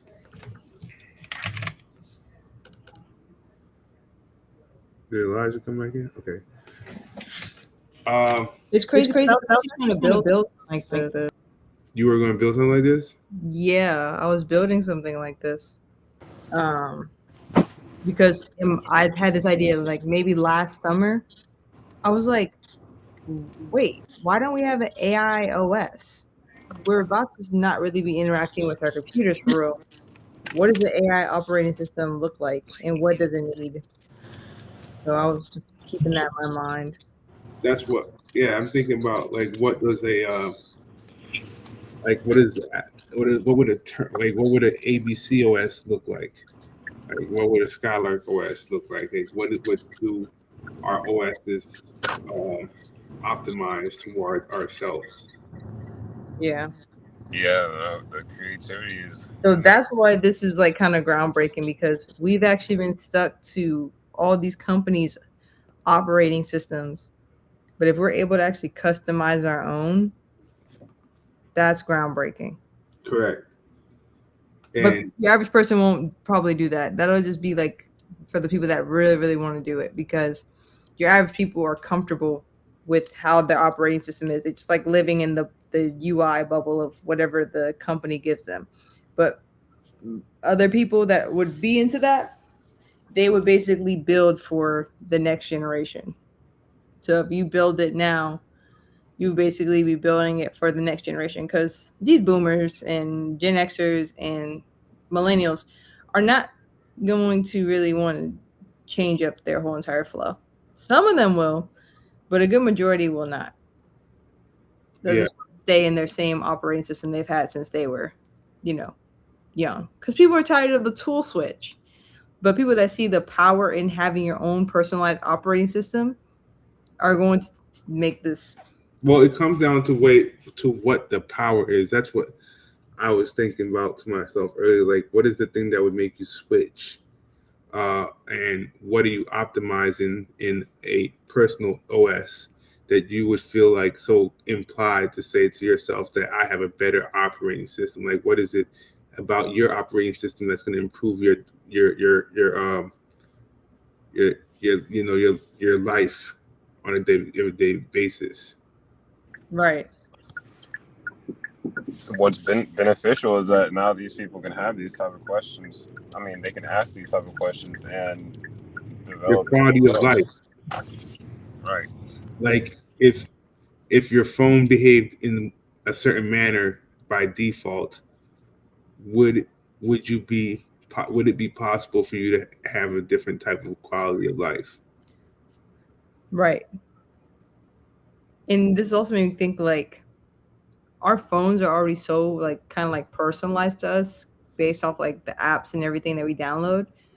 But also thinking about how if you have your own personalized OS on your phone, how even more personal your phone becomes, or an object becomes to you, or your computer becomes to you, because now it's less about now it becomes even more like this is my thing. It's made for me specifically. Right. If someone else tries to use their thing, if it's in like hieroglyphics, they're like, how do you read this? And it's like, well, it was made for me. It wasn't made for you. So correct. You gotta make your own thing. And this brings me to this is another rabbit hole. We can end on this. There was I watched a video last year on people who are designing their own code. Let me see if I can find one. Build your own code. And people were writing their own programming language, right?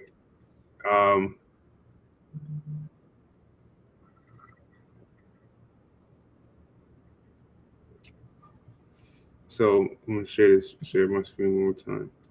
This is the stuff that my brain like geeks off of, just ways like rabbit holes sometimes that I find myself in. Programming language, if that makes sense, and I'm going to try and thread a needle here, because if I make the language too small, it'll look like gobbledygook and no one can tell what I'm doing. And if I make it too big, well, we would run out of YouTube's budget for disk space. So I'm going to try and find that sort of little bit in between. And what I'm going to try and do is build it up bit by bit so that we kind of can see, oh, this makes sense, and then we'll add a bit more. So where are we going to start? Well, I'm going to make what's called an interpreter. So people get very religious about compilers versus interpreters. Call it what you want, but it's an interpreter. It doesn't matter too much. And what we'll start by doing is just making a little calculator effectively that can do little integer expressions, and then we're going to build up from there. But before I do that, I make tons of mistakes when I'm programming, so I'm going to start very simple, because otherwise I'll get it wrong. So I'll use Python today, Sean. I'm feeling like a Python Dave, don't know why. We're going to make our little programming language. It's going to read in from a file, so I'm just going to check that I can read in from a file correctly in case I've forgotten how to do that. So I'm going to make an evaluation function that's going to be able to take in a string that I've read from a file and give me back a number after it's evaluated things. So I'm just going to be very, very, very simple at first. I'm going to say that I'm going to call the evaluation function. By the way, you know from our time together in front of the judge that I cheat monstrously, so I will not be doing some things that I probably should. There'll be no error checking. You do anything wrong, you get to find out what happens. And I'll probably make some mistakes. First person here made their own noodle script. Oh, come on. Programming languages. There's a lot of them. Some are good, and some not so good. Regardless, each one allows a programmer to write code and then turn that code into a working program. This process has always baffled me, so in order to understand how programming languages work on a deeper level, I decided that the best way to do this would be to make one myself. And so I did just that.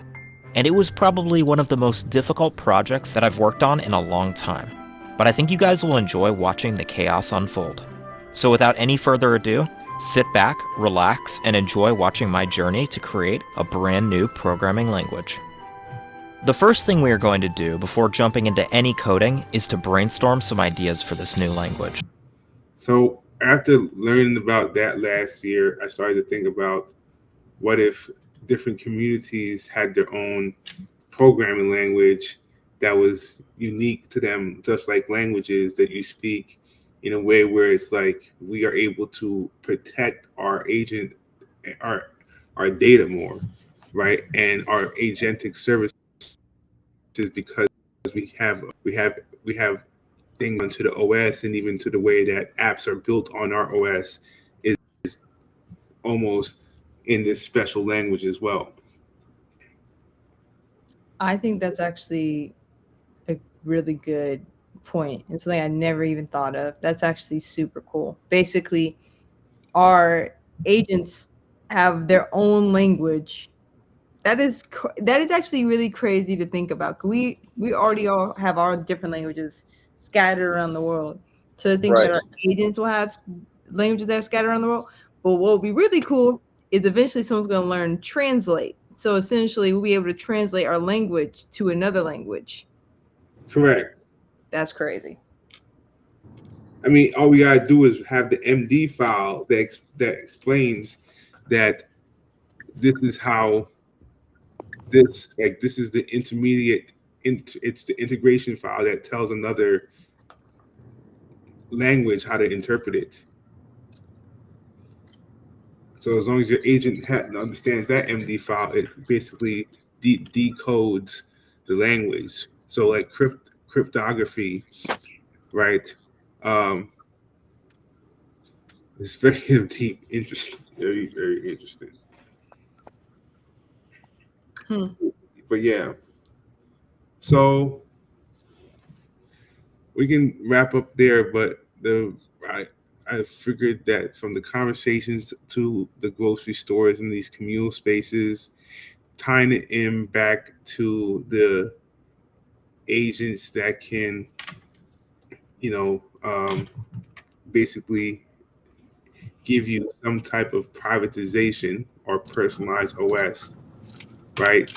It's all of this leans in towards like community or like sovereignty in a way. And I just thought it was interesting to combine all three of those topics together. You guys have any other things to highlight? No, I think you hit on it today. I think this is super interesting because I don't know. I think we're really touching on we're going back to the basics. I think right now all these tools, like what they're allowing is for us to go back to source, if that makes sense. Because we're basically speaking about creating new languages, going back to community, or like learning how to speak a language, I guess you could say, having these communal spaces, and I don't know, just caring for one another essentially. And like, what does that look like? And yeah, to me, it's like these tools are opening up more of those possibilities, as much as people don't think that's true.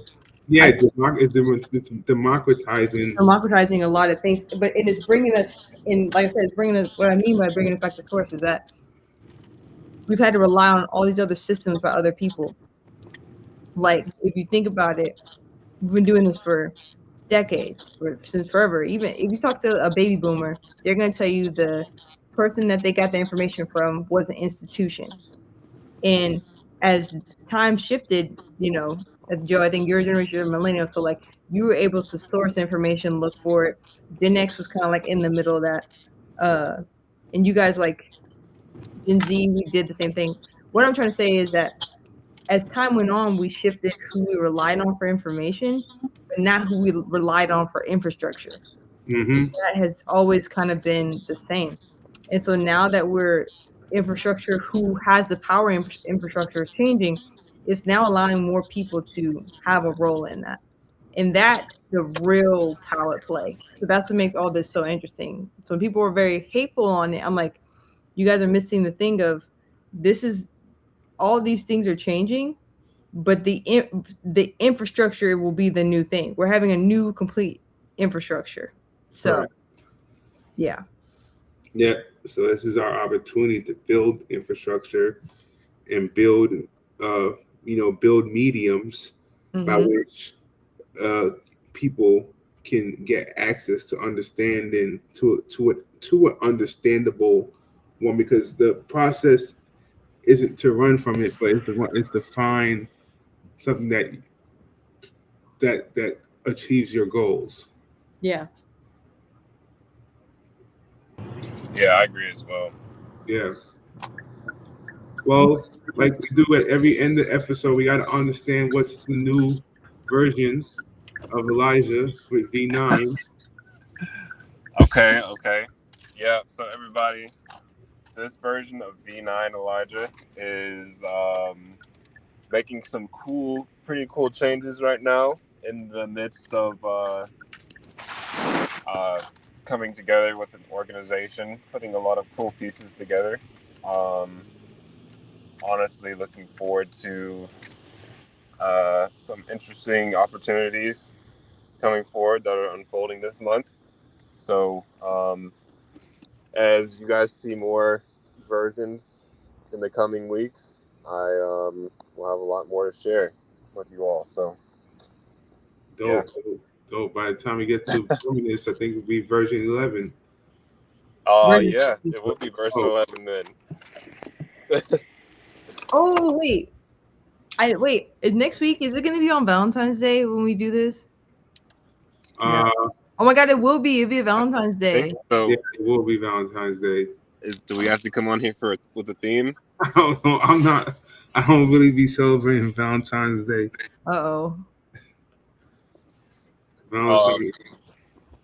Well, I was just gonna say, because I made this for this Valentine's Day party I went to today, and it just made me think, like, what is that? A candle? It's a candle. You got to draw on it. Oh. And it did said, you end up go baking with oh yeah, hold on. Wait. Hold on, right? Real quick.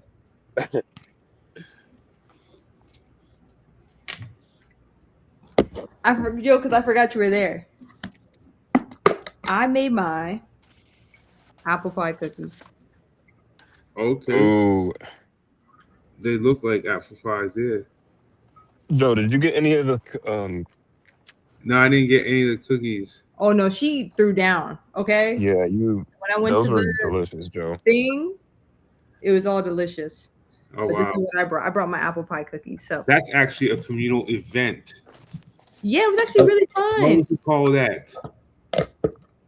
Well, that was at her house. That's what I'm saying. People's third space is now shifted to their homes. But what would you call that? What would I call it? A bake off, or it was something like, it's like a bakery thing. I forgot what she called it exactly. Hold on. She had a name for it. She had a name for it. I'm looking at it right now. It was called Apartment Cafe. Apartment Cafe? Apartment Cafe. And we made these little things. You guys want to read what mine says? It says, can you guys read it? Let me see. Well, I'm gonna twirl it, and you're gonna have to read it real fast. Okay? Okay. No, I cannot read that because it's like inverted. Oh, I forgot it is inverted. Okay, it says together is a beautiful place to be. Oh, that's sweet. Yeah. Light it up. Light it up. You know that song? Light it. What? You don't know that song? That's lighted up by It's way too lit. Let's do it for the. It's way too lit. What? Do you know the song or no? No, I don't know. Oh my god, you just started dancing. You're so crazy. That's Young Thug. Oh, The dang. song's called "Light It Up." Maybe I've heard it, and I just don't remember lyrics right now. What are you looking up? Apartment cafes. It was actually a really lovely experience. She's really cool, and her friends were really cool too. And they all brought amazing baked goods. I got to read birth charts, so you know. Whose party was it? Shavika? Oh, Shivika threw a little party? And wait, what's her name? How'd you say it? Oh, Shivika? Shivika. I kept saying, I think I said it wrong last time too. Shivika. Yeah. That's so sweet. You met her sister, right? Mm-mm. I never met her sister, but she was real cool. No, that's dope. Yeah. Yeah, her sister was at the ABC during the Tech Week, Unati. Hmm.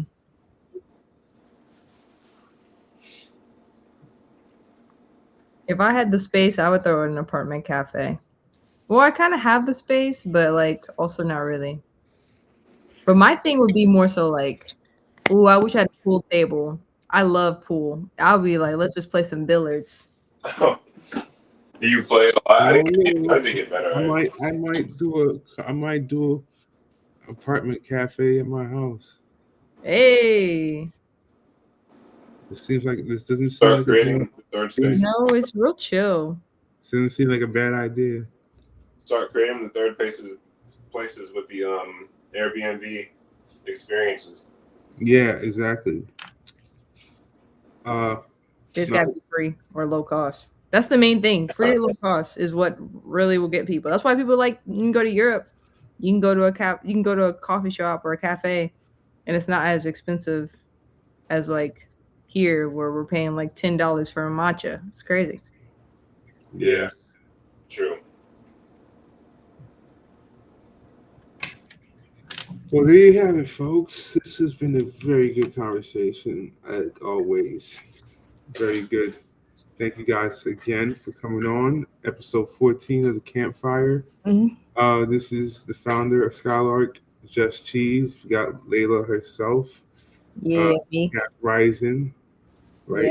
Yeah. And Elijah V9. You guys want to say anything else to close out? No. Stay blessed. Everybody, peace. Bye. Peace out, guys. Have a good night. You too. Night.